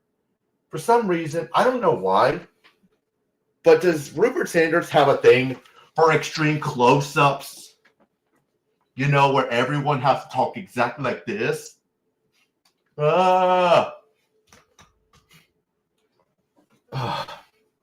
It just, honestly, I guess Rupert Sanders loves close-up shots as much as what's his name? Roger Christian loves from Battlefield Earth, loves Dutch angle shots. The action scenes are a bore. You don't care about anything happening. Since you didn't give a shit about the romance or this guy's vengeance, the action scenes are so poorly done. I mean, no joke. There is literally a scene at the Opera House where Eric Draven is being shot at, and he's just shimmying his way up the stairs. That's really what it looks like. It looks like he's just shimmying his way as he's being shot. And like I said, the fight choreography is sloppy and mixed with the terrible editing and Skarsgård's performance. It's just, and the villain was so forgettable. Honestly, the only thing I know is the guy the guy who played the villain in Wonder Woman was the villain. I don't remember his name. I don't remember the character's, the villain's name or anything like that. I just call him the Wonder Woman villain because that's literally all the actor is. And he did a horrible performance too. I don't remember anything else about him. And he was just there because the Crow needs the final boss to fight at the end. And speaking of the ending, I remember, okay, the ending was pretty much the point where it went from bad to awful to completely unwatchable. So you're telling me Shelley was only dead, they were only dead for like, what, a couple days, a day or two? And it just seems like it's making Eric's journey to avenge her death, which, by the way, is 80% of the time meaningless. This was honestly a point where I was just ready to step out of the theater, but I had to resist to stay until the credits rolled, and then once the credits rolled, I ran out of the theater like the screen was on fire. However, if I had to point out the biggest issue, is that it is so fucking boring. I don't care about the story. I don't care about these characters. I don't care about the performances. I don't care about the pacing. I don't care about anything going on. I was bored out of my mind. No, I'm not going to joke with you. I know that normally in movie theaters, I try to keep it respectful for everybody. I try to make sure I have my phone turned off. I had to make sure I turned my phone off and just sit down and watch the movie. I ended up having to move my seat to the back row and to turn on my phone, and I was texting these guys the whole way through because I was just so irritated with this. Honestly, it's just I didn't care what was going on. I was bored out of my mind.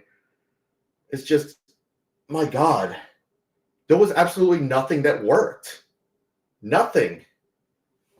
I mean, whether you're a Crow fan or not, this is a complete failure on all fronts. Nothing worked. Like I said, I texted to these guys. And honestly, I even came out of the theater saying, I want to apologize to some of the other movies that were on my worst of the year list. I want to apologize to Trap.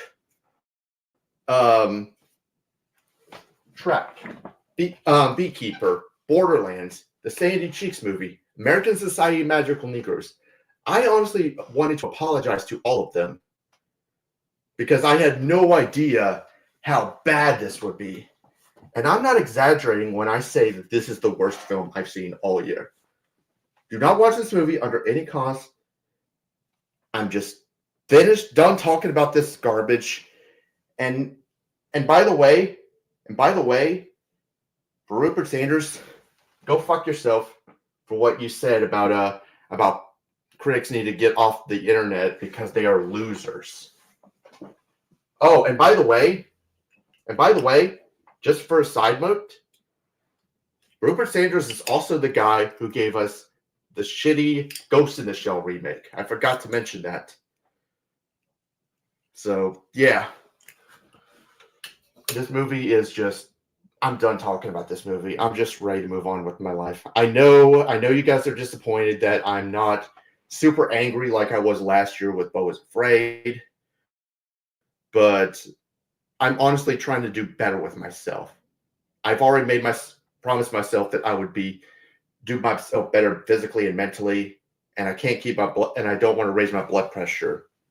So all I got to end it with is fuck this movie, let it burn in hell. Enough said.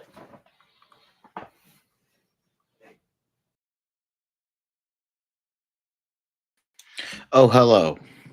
So let's keep the Crow train going because that's my number one. But let's get to my dishonorable mention. I almost forgot about that. I do have one dishonorable mention. The reason it's a dishonorable mention is because it's a TV show, and I know there's a weird thing with TV shows, But for me, it was Batman Cape Crusader season 1. Can we please stop sucking Bruce Timm's dick? He's a fucking hack and he's a sack of shit, and he was only good because Paul Dini and Dwayne McDuffie were there next to him. Anyway, so The Crow.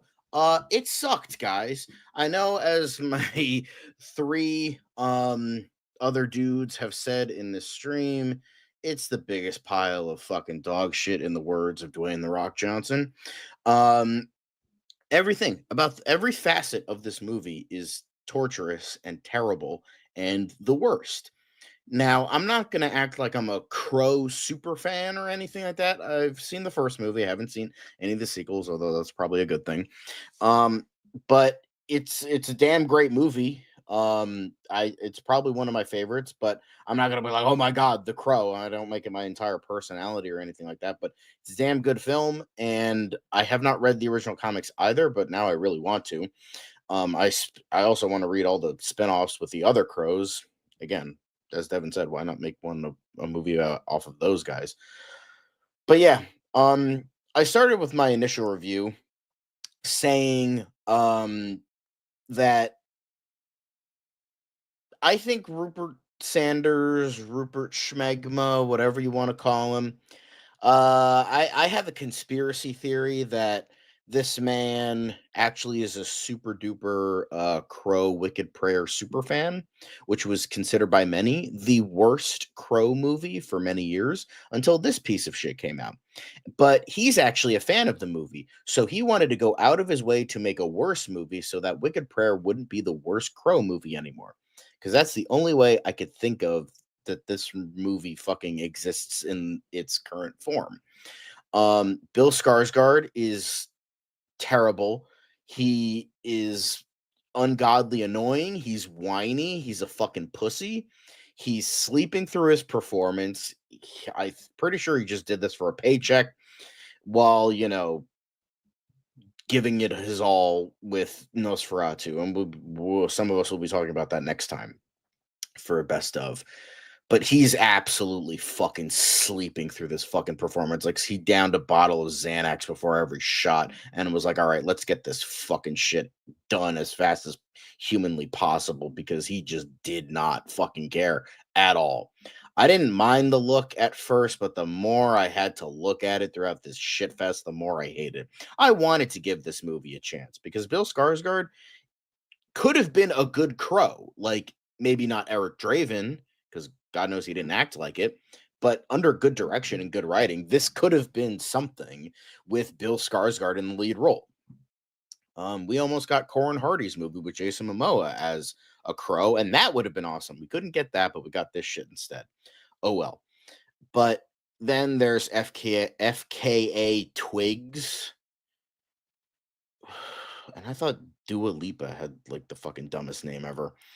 But yeah, she can't act. She can't sing. She can't do anything right.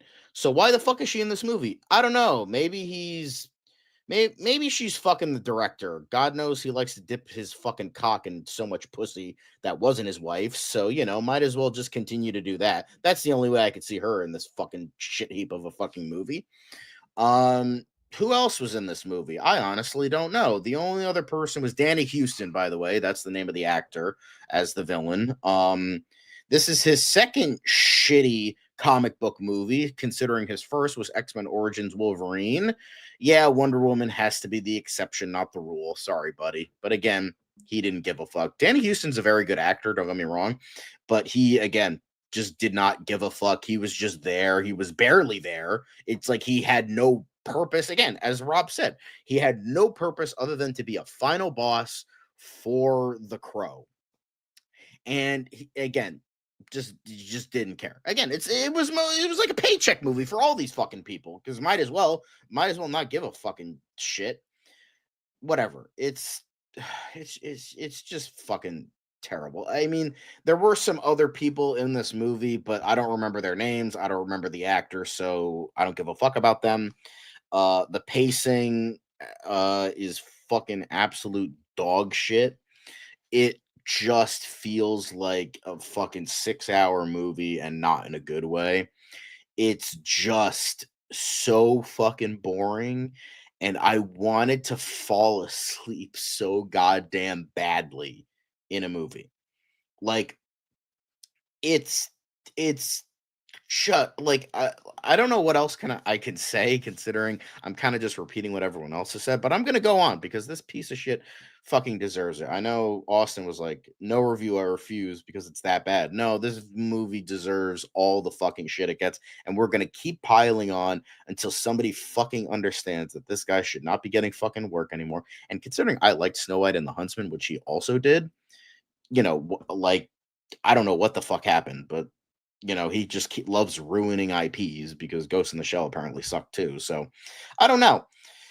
But editing was terrible. The pacing sucked. Like, it's so weird because it's like half the movie is spent on this romance to make you care about them, yet we don't fucking care because it's poorly executed. There's no context to make us fucking care.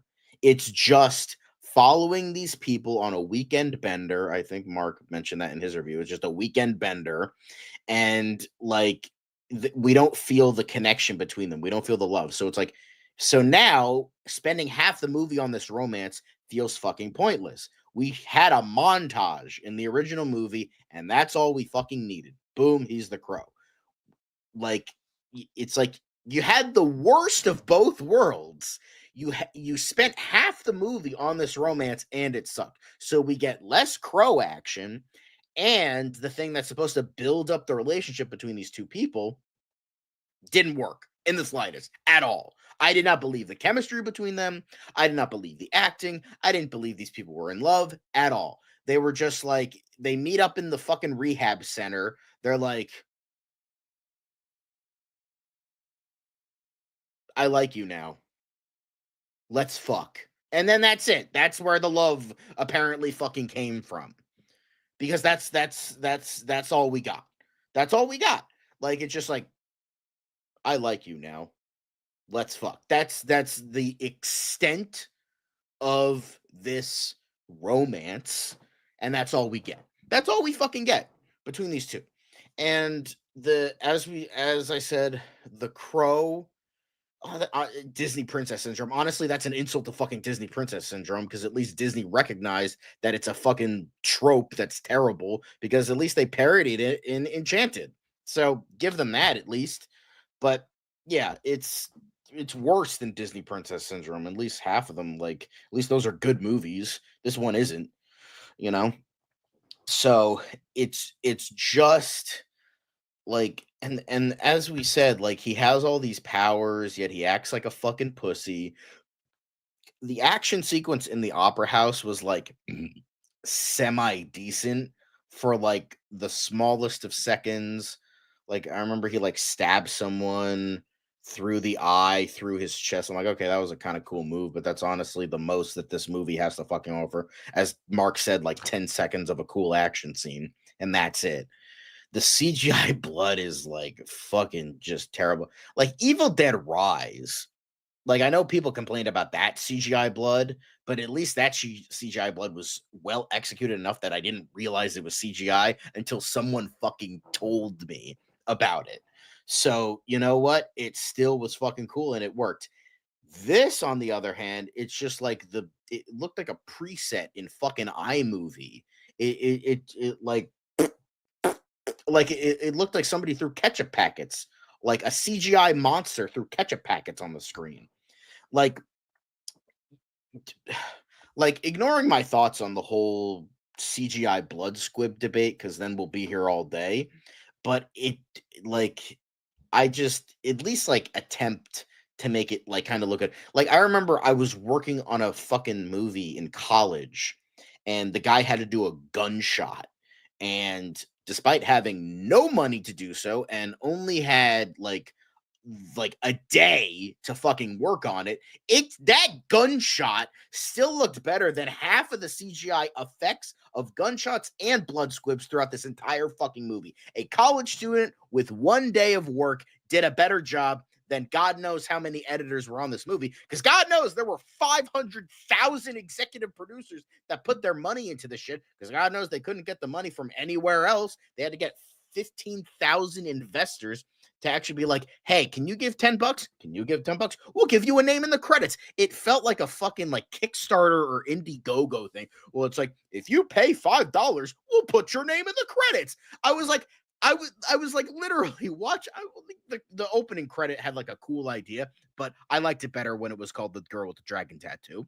And there was like executive producers, 5 people. I'm like, how many are we gonna go? How many? Oh, another 5 people, another 5 people. It's like, I'm willing to bet that this was a fucking Kickstarter movie because that's what it fucking looked like with how many fucking people were in the goddamn credits. And I was just like in awe of that part. And then, as Devin said, that this was just a gigantic fucking insult to every facet of every part of the character creation of this movie. It's an insult to James O'Barr. Yes, I am aware he was also a junkie, but the reason he was because he lost his fiance to a drunk driver. I'm aware he did drugs because I know people are using that as an excuse that it's okay to make them junkies because people are fucking stupid. So I understand that James O'Barr also used drugs, but that shouldn't make it okay to make the people that he poured his heart and soul into to like do as sort of some sort of cathartic experiment to deal with the death of his fiance, to like give them that. Like, just because he did it doesn't make it fucking okay. Like, that's like saying, oh, well, I I wrote this thing where somebody got stabbed, and I mean, I've sliced bread, so that means it's okay for, the characters in the movie adaptation to stab people too. I don't know where I was going with that. I'm just like so like far gone, and this fucking movie is just like making my fucking brain hurt. It's like it just doesn't make sense. And I feel like so many people are making so many excuses for this movie. And it's just like, I mean, if you like it, fine. I don't get it. But it's just like, I've seen so many people that just make so many excuses for this to like, I mean, if you don't like it, but just like admit it's not good. Like, I mean, I like Spider-Man 3 and Indiana Jones 4, but a lot of aspects of those movies are not good. So, I just don't understand that part. And I feel like there's just people that don't like the Brandon Lee movie and are like, well, we got to give this one a chance or something like that. I don't fucking know. But again, speaking of Brandon Lee, this movie just completely and utterly, I don't think it destroys his legacy. That is, I don't think so. Devin, I will disagree with you on that. I don't think it destroys his legacy because his legacy from the original Crow will far outweigh this pile of shit, and nobody's gonna fucking remember it. Just like how nobody remembers Ghostbusters in name only from 2016. So it's nobody's gonna fucking remember this jack shit pile of fuck, just like it fucking deserves, because Brandon Lee's name will forever live on as the Crow, and technically the only good Crow. I mean, I feel bad for the others who played him, like I think it was, I know Edward Furlong played him in Wicked Prayer, and I know another guy played him in Salvation. I think a French actor played him in the second one. But nobody's gonna remember this movie in like a couple of years, while everyone is going to remember The Crow. Like, that legacy will never be destroyed because Alex Proyas and the fans of the original movie will never make, it can't, the power of Brandon Lee's The Crow. I know he didn't make the movie, but his version of The Crow will never be destroyed by one movie because it's that powerful of a story and it's that powerful of an adaptation. Now, I don't want to see The Crow totally die off. I think like maybe give it like 5-10 years and we can get a good movie. Hell, I'll fucking write one for you. I won't write it for free, but maybe I'll try to write a script. Maybe I can write a script faster than Matt Reeves is writing the Batman Part 2 right now. But, I got some good ideas. Hell, fucking drag that The Crow 2037 one that fucking Rob Zombie wrote in the fucking late 90s. And that'll shit will probably be better than whatever the fuck we got here. But yeah, I feel like I'm just kind of rambling now, but everything about this movie is fucking terrible. Yeah, there's like, oh, this thing isn't the worst thing ever is the most you can get from this sickening pile of dung heap. Honestly, this might be one of, if not the worst movie theater experience that I have ever had. Now, that's saying something because I was sick and freezing when I went to go see Logan, but at least the difference is Logan was a good movie. And yeah, and it's even though Thor Love and Thunder is a worse movie for many reasons I have already stated, at least I was with friends on that one. At least like they were also laughing about how fucking atrocious that fucking pile of shit really is. I had nobody here. I was all alone at the most texting these guys about how fucking atrocious this movie was. So I was alone. I paid money to see this. And yeah, I regret every cent. And I just want to never think about this movie again because as I said with Thor Love and Thunder, the best insult you can give a movie is forgetting it. So the best thing we can all do about this pile of shit, no matter what you want to call it, the crow, the crap, or the crow in name only, the crap, the pigeon, whatever you want to call it, the best we can do is forget this pile of shit ever existed, make sure that Rupert Sanders never has a fucking career again, and put Brandon Lee, Alex Proyas is the crow, starring Brandon Lee on the pedestal it deserves, and make another crow movie that doesn't fucking suck donkey dicks. Maybe. But that is all I have to say about this pile of shit. I call it the pigeon. I know crow and name only and the crap are others, but I call it the pigeon. So the best you can do, forget it, forget this exists. Please, for the love of God, forget this pile of shit fucking exists. And Rupert Sanders can go rot in hell. Not for making a bad movie, but for doubling down on being a piece of shit. So, eat a dick. That's all I got to say about that.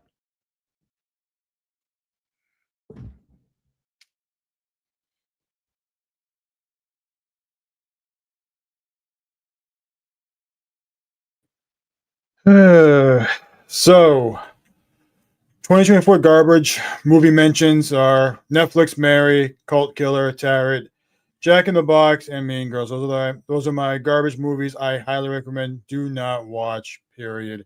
At all. Don't waste time with those movies. Those movies all suck. They're not dog shit, but they're garbage movies. Don't bother. So I'm gonna keep the crow crap going. My number one worst movie of 2024, and might be in there for worst of the decade of this decade. Um, the Crow, or or the shit, whatever you want to call it. It's really not The Crow. Um, Obviously stars Bill Skarsgård, F.K. Twigs, Danny Hudson. The award for worst actress and actor for 2024 goes to Bill Skarsgård and F.K. Twigs. Obviously, Bill Skarsgård makes it up with Nosferatu, which is great, but he still gets the worst actor award for his performance in The Crow, as well as F.K. Twigs, who just can't act for her life depending on it. So, The Crow, this movie will definitely test your hope and might destroy your faith in the people. There's just no positive at all about this movie, as you heard from John, right dude, Devin, Austin. This movie, there's just nothing positive to say about this movie. Rupert Sanders and Lionsgate reminded everybody that there is no creativity in mainstream movies anymore. This shit film is a reminder of why general audiences do not want to go and spend their money in the movie theaters, because Hollywood continues to pump out shit like this every weekend because there's no creativity. Like, fuck creativity. Like, we're just gonna remake movies that you're familiar with, like The Crow, which is a great classic, movie. Obviously with Brandon Lee, but just it's a great story, and that movie's about making things right against the people who gets what they deserve, and this movie is the total opposite of that. It just takes everything that you love about the first movie or the story from the comic books and just does the opposite of it, and it just makes it even worse. Makes it even worse than what it is. Worse than you can possibly imagine. And Rupert Sanders, I hope this guy never directs a movie again. I hope the writers who were part of this movie, I think one of the writers wrote King Richards and a few other like good movies, and somehow got caught up writing this movie. And the other writer with him had no writing credits at all. So um, this is a movie that Lionsgate is just trying to make a quick money grab. Unfortunately, that quick money grab ended up making them the it became the worst movie of 2024 with worst performances, worst special effects, worst everything possible imagine, worst script, worst whatever you want to think of. This is the movie that is, in my opinion, the worst movie of 2024. And yeah, that's all I got to say about it. I mean, don't watch this movie; it'll destroy your hopes and dreams, and kills every hope you have. Like this movie, and it will remind you that Hollywood just doesn't give a shit about classic movies anymore and the ones you love. That's all I got to say about this shit show. And I'm done talking about it.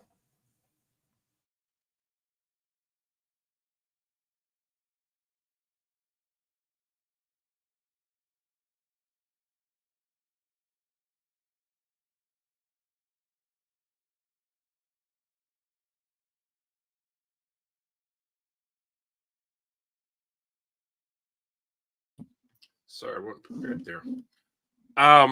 Yeah, my number one is actually a little different. Believe it or not, yes, I've already mentioned The Crow. My number one was Deliverance. The Deliverance. Sorry, The Deliverance. Do not get this shit mixed up with Deliverance from the 70s, an actually good movie. The Deliverance, I had it. I had this ranked a lot lower on my list. It would have made the list anyway, but the more I thought about it, the more angry it made me. And this, because I realized this has to be my number one over even Atlas, because this one actually deeply offended me on a personal level. Oh, sorry. My dishonorable mentions, my bad. Dishonorable mentions are my number 5 for dishonorable mentions are The Watchers of These Nuts. There was she has absolutely none of all the flaws of her father and none of these strengths. Number 4, Uglies, which was definitely an ugly film. Number 3, Brothers. The orangutan was the only good part of the film. The orangutan was the best fucking actor in the film. The Exorcism. Number 2, somebody please stop Russell Crowe from making Exorcist films. Fucking please stop. And number 1 is Borderlands, and less said about that, the better. Yeah, back to my number 1. The Deliverance. This movie is supposedly based on a true story, but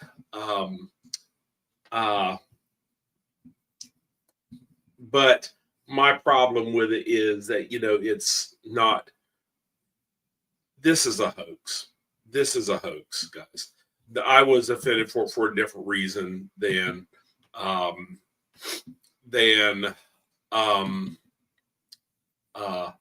brother Rome's, but because my thing is, this was a my thing is that what apparently really happens, it seems, is that what apparently really happened here was that this is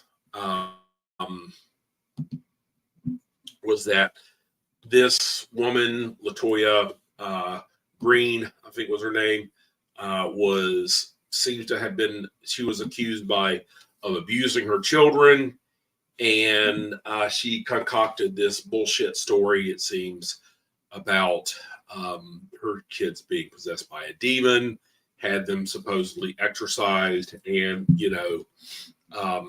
so forth and so on.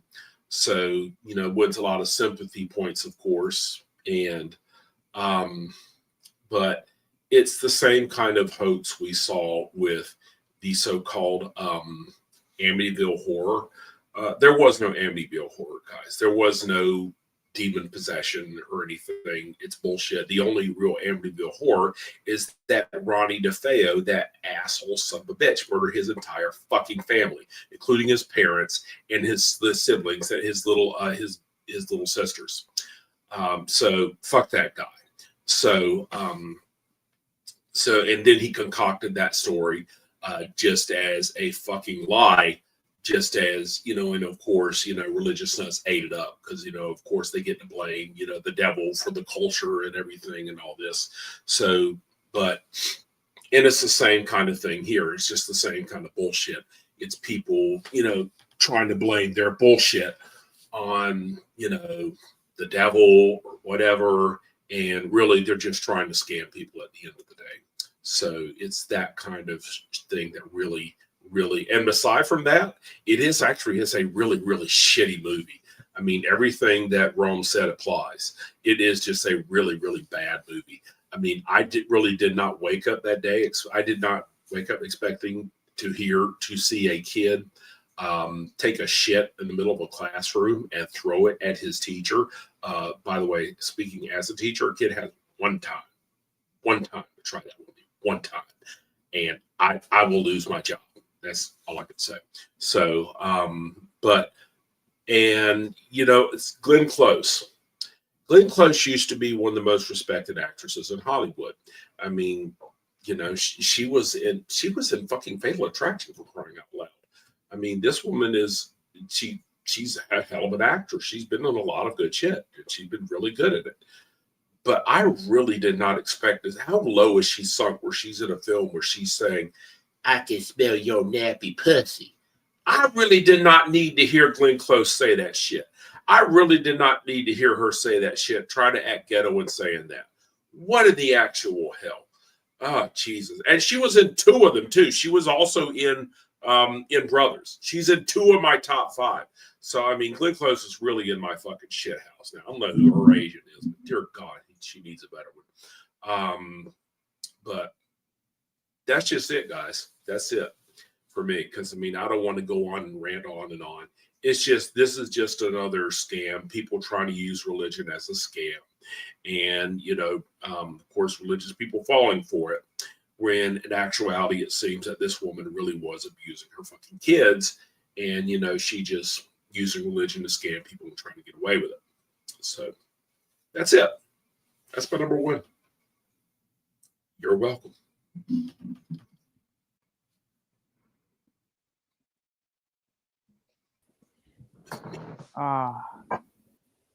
We survived. We did it, gentlemen. We did it. However, We're not done yet. We're not done yet. This is the after credits scene of the entire stream. You thought it was all over. No. There's just a little bit more. I'm going to do it a little bit backwards for this last part. I'm going to actually start with movie and cartoon fan with his dishonorable mentions and then his number 1. His dishonorable mentions are Despicable Me 4, Dear Santa, The Crow, Trigger Warning, Rebel Moon Part 2, My Spy, The Eternal City, The Tiger's Apprentice, History of Evil, Elevation, and Subservience. I've heard of none of those.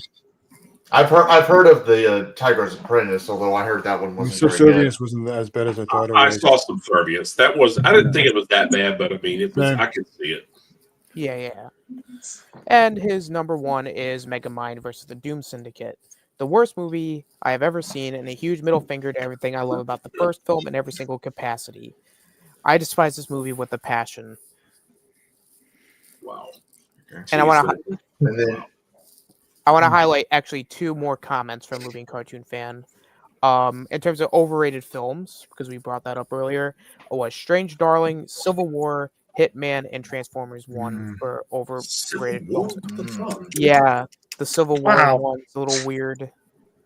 I don't know if I agree with that. And then he says, The Crow 2024 in a nutshell. Lionsgate, am I really going to defile Brandon Lee's grave for money? Of course I am. Yeah, I mean, Thank both you for the both cartoon you and fan. Devin made that joke. I mean, it's an easy joke to make. Yuppers. And then Vitae8 says, worst movie has to be Joker 2. let's get to Jay's, and then we'll get to Zach's last. Yeah, that's what I'm going to do. And then I'll mute my audio. And then we got so Jay's dishonorable mentions are Sideline, the QB, and me, Megamind versus the Doom Syndicate, and What If Season 3. And Jay's number one worst of the year is Joker Folie à Deux. Y'all don't know cinema. Apparently, we don't. Right. No.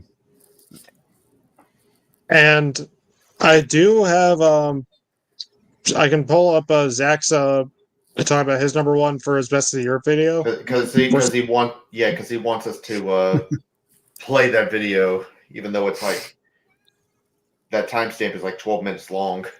Jesus. 12 minutes long. Should we do it?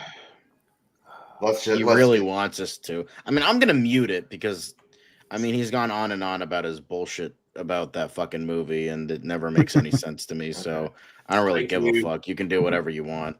Same here. I agree with John. Yeah. I'll leave it up. All right. Yeah, With I'll number one, probably just mute my stuff. Probably. I just gotta say this. I am not the type that gets easily personally offended by something. While there are a lot of movies and shows that I may find to be offensive to the legacy of their franchise, to the story, the legacy of those characters and whatnot, that's one thing. But it's very rare for a movie to offend me personally. And after taking a long time to think about Joker Folie à Deux, I've come to the epiphany that it does offend me on a very deeply personal level. Now, this film was divisive, much like the first one. And if you're someone who did like this movie, I'm happy for you. I genuinely am. Like, go, enjoy it. If anything, I wish I was on your side of the coin, but I just wasn't at all. Now, I was already skeptical, like, right off the bat, just with them announcing that they were going to be making this. Because I was of the mind that, not that you couldn't have done something that worked, but all around, I was of the mind that no matter what kind of sequel you make narratively, it's going to cheapen and take something away from the first film. And I hate to sound like that kind of guy, but every way this film could have went wrong, it went wrong colossally. Just on a narrative level, the way that it fucks over everything that was brilliant about the first one, especially the whole angle that I love the most about what was actually real, what was in his head. It was how it played with our minds and all that, leaving you asking questions. To make a sequel that gives clear answers, again, cheapens and demystifies all of that. Now, I do want to give credit to this movie where credit is due before I forget and I just start tearing into this movie, but on a technical level, it is every bit as impressive as the first film. It is gorgeously shot. The acting is almost as good as the first one. Like Joaquin Phoenix is still doing his thing, even though I think narratively they really fuck over his character, but we'll get into that in a minute. And I do think the choice to cast Lady Gaga as Harley Quinn was a decent one. If anything, for the fact that, okay, this is what you're going for, it's gonna be a musical, so you want someone who can sing, and Lady Gaga can sing. And she can act really well too. I do think she did a pretty good job in this. Again, more into how they waste her later, but credit where credit is due. But I'm sorry, the rest of this film to me was just pure hot garbage. Outside of the first scene showing Arthur in prison, which showed a bit of promise and was the only part that captured a sliver of the tone of the first film. But outside of that, the rest of the film to me honestly felt like the Wonder Woman 84 effect, which was one of, if not my biggest concern for them making a sequel, because you remember how powerful, serious, and moving that first Wonder Woman movie was, only to have its follow-up be all jokey, corny, cartoonish, just like a complete 180 tonally of the first film. That's what this film felt like to me. Just the general idea of following up your Scorsese-inspired psychological thriller with a corny, silly jukebox musical. And then you have that frustrating, insulting, disrespectful, and yes, offensive ending. The shit that the ending of this movie takes on not just the ending of the first film, but on the whole first film in general,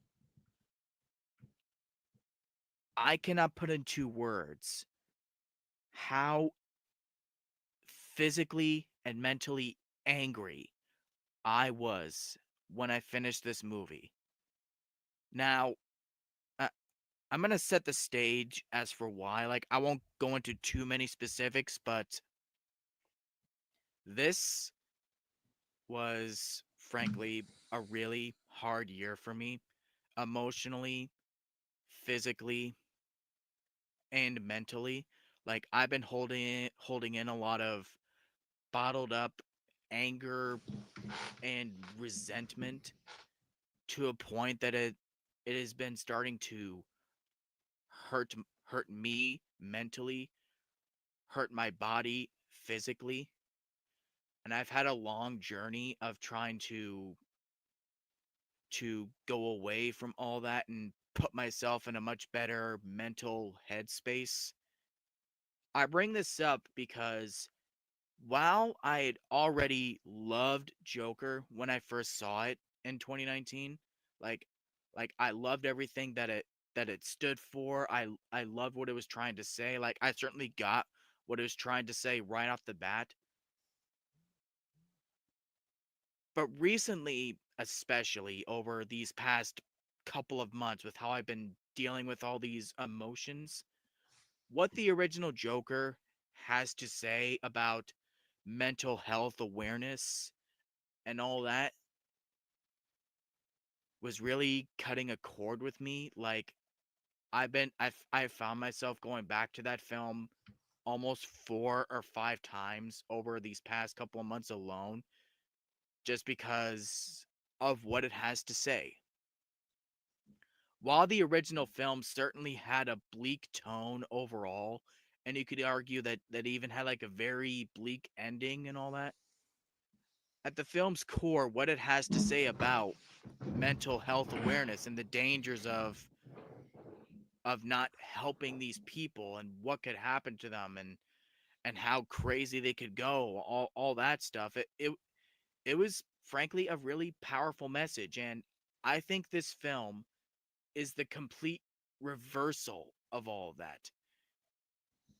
Let's take the ending, for example. Now, you have Arthur, who by the end of the first film had built up all this confidence and was like, Murray, when you introduce me, can you introduce me as Joker?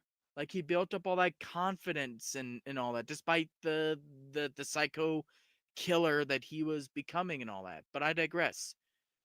And then you cut to the ending of this film where he's all, there is no Joker. I'm just Arthur.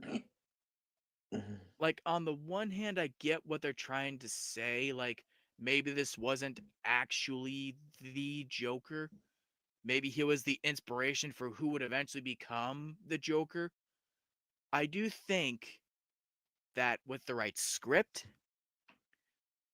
with enough competent writing, that you could have done a sequel with that ending, with that kind of idea or reveal or whatever, that you could have had something pretty interesting maybe.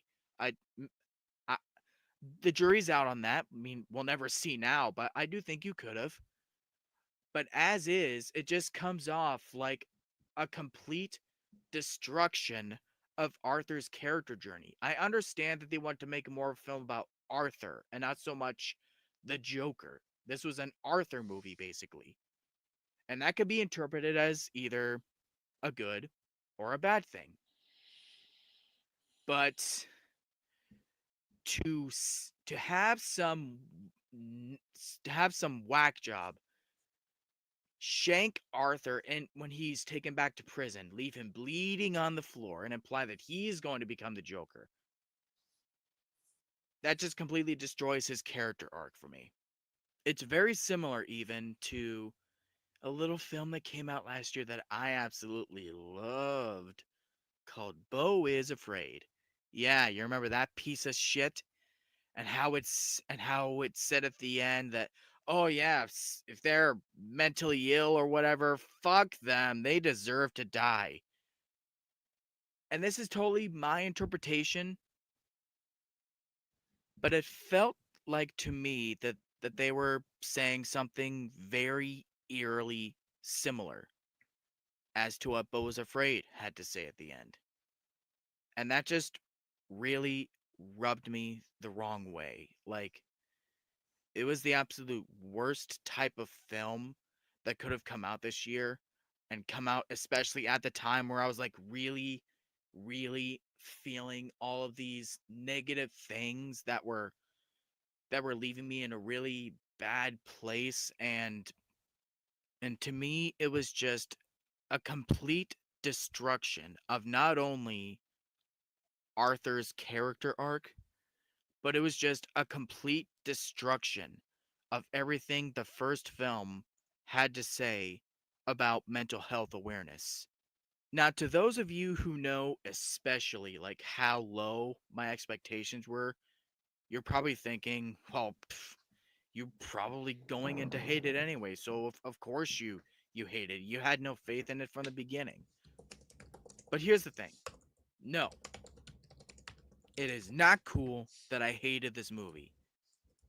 I did not want to hate this movie. I would have loved to have walked into this film despite the lowest possible expectations and been absolutely blown the fuck away. I wish with every fiber of my being that we could have gotten us a Joker sequel that was every bit as good as the first film, at least in my opinion. I wish with every fiber of my being that I could have loved it every bit as much as a couple individuals that I know in particular. But that's just not what I got. I'm sorry. This was just the most soul-crushing, disheartening film experience I've had not only all year, but one of the most disheartening film experiences I have had in years. Yeah, so Oh, thank Yeah. fucking Christ. One more thing I forgot to mention before we close out. I'm sorry, I forgot to mention this when I was talking about my number one. I mentioned that I mentioned when I was talking about Madam Web that it was punishment for making my brother sit through another movie later on the list. That was the crap was the movie. I forgot to mention that. So that's it. That's okay. It's all good. You just forgot about that because The Crow is that forgettable. Exactly. Exactly. Well, it was over. It's over. We The end, survived. the end credit Yep. We scene did is it. done. It's over. Celebrate good times. It's Come done. on. It's over. What are It's you all- still doing here? It's all done. The other one and, bites the dust. and next week we get to talk about. We get to reward ourselves. We get to reward ourselves. This cool kid is doing it. Yep. And we can't fucking wait because we have a lot more good movies to talk about. I barely had 10, but now we're how many are we? I don't even know how many we're doing at this point. I think we're. I was gonna say. Are we doing like 15 and then like 10 honorable mention or 10 honorable mentions? I don't know. I thought that was it. It's We're it tired. sounds about We'll right. take it. That's something. Yeah. It's Got a past lot of ground to midnight. cover. It's fine. Now, I presume we don't have anything to really say before we leave. Nope. So next week we're doing best of, and then the week after that we are doing what to expect from 2025, and that's about it. Yep. all right. Indeed. Well, with that being said, gentlemen, I hope that this was a relief for everybody and Cathartic. cathartic, and satisfaction awaits us. I was going to say, At this the end was of the very process. therapeutic for us. We had to get this out of our system. Mm-hmm. That's all good things from here. Yeah. Indeed. Well, that is it from us. Tune in next week, and we'll see you next time. Peace out, everybody. Peace out.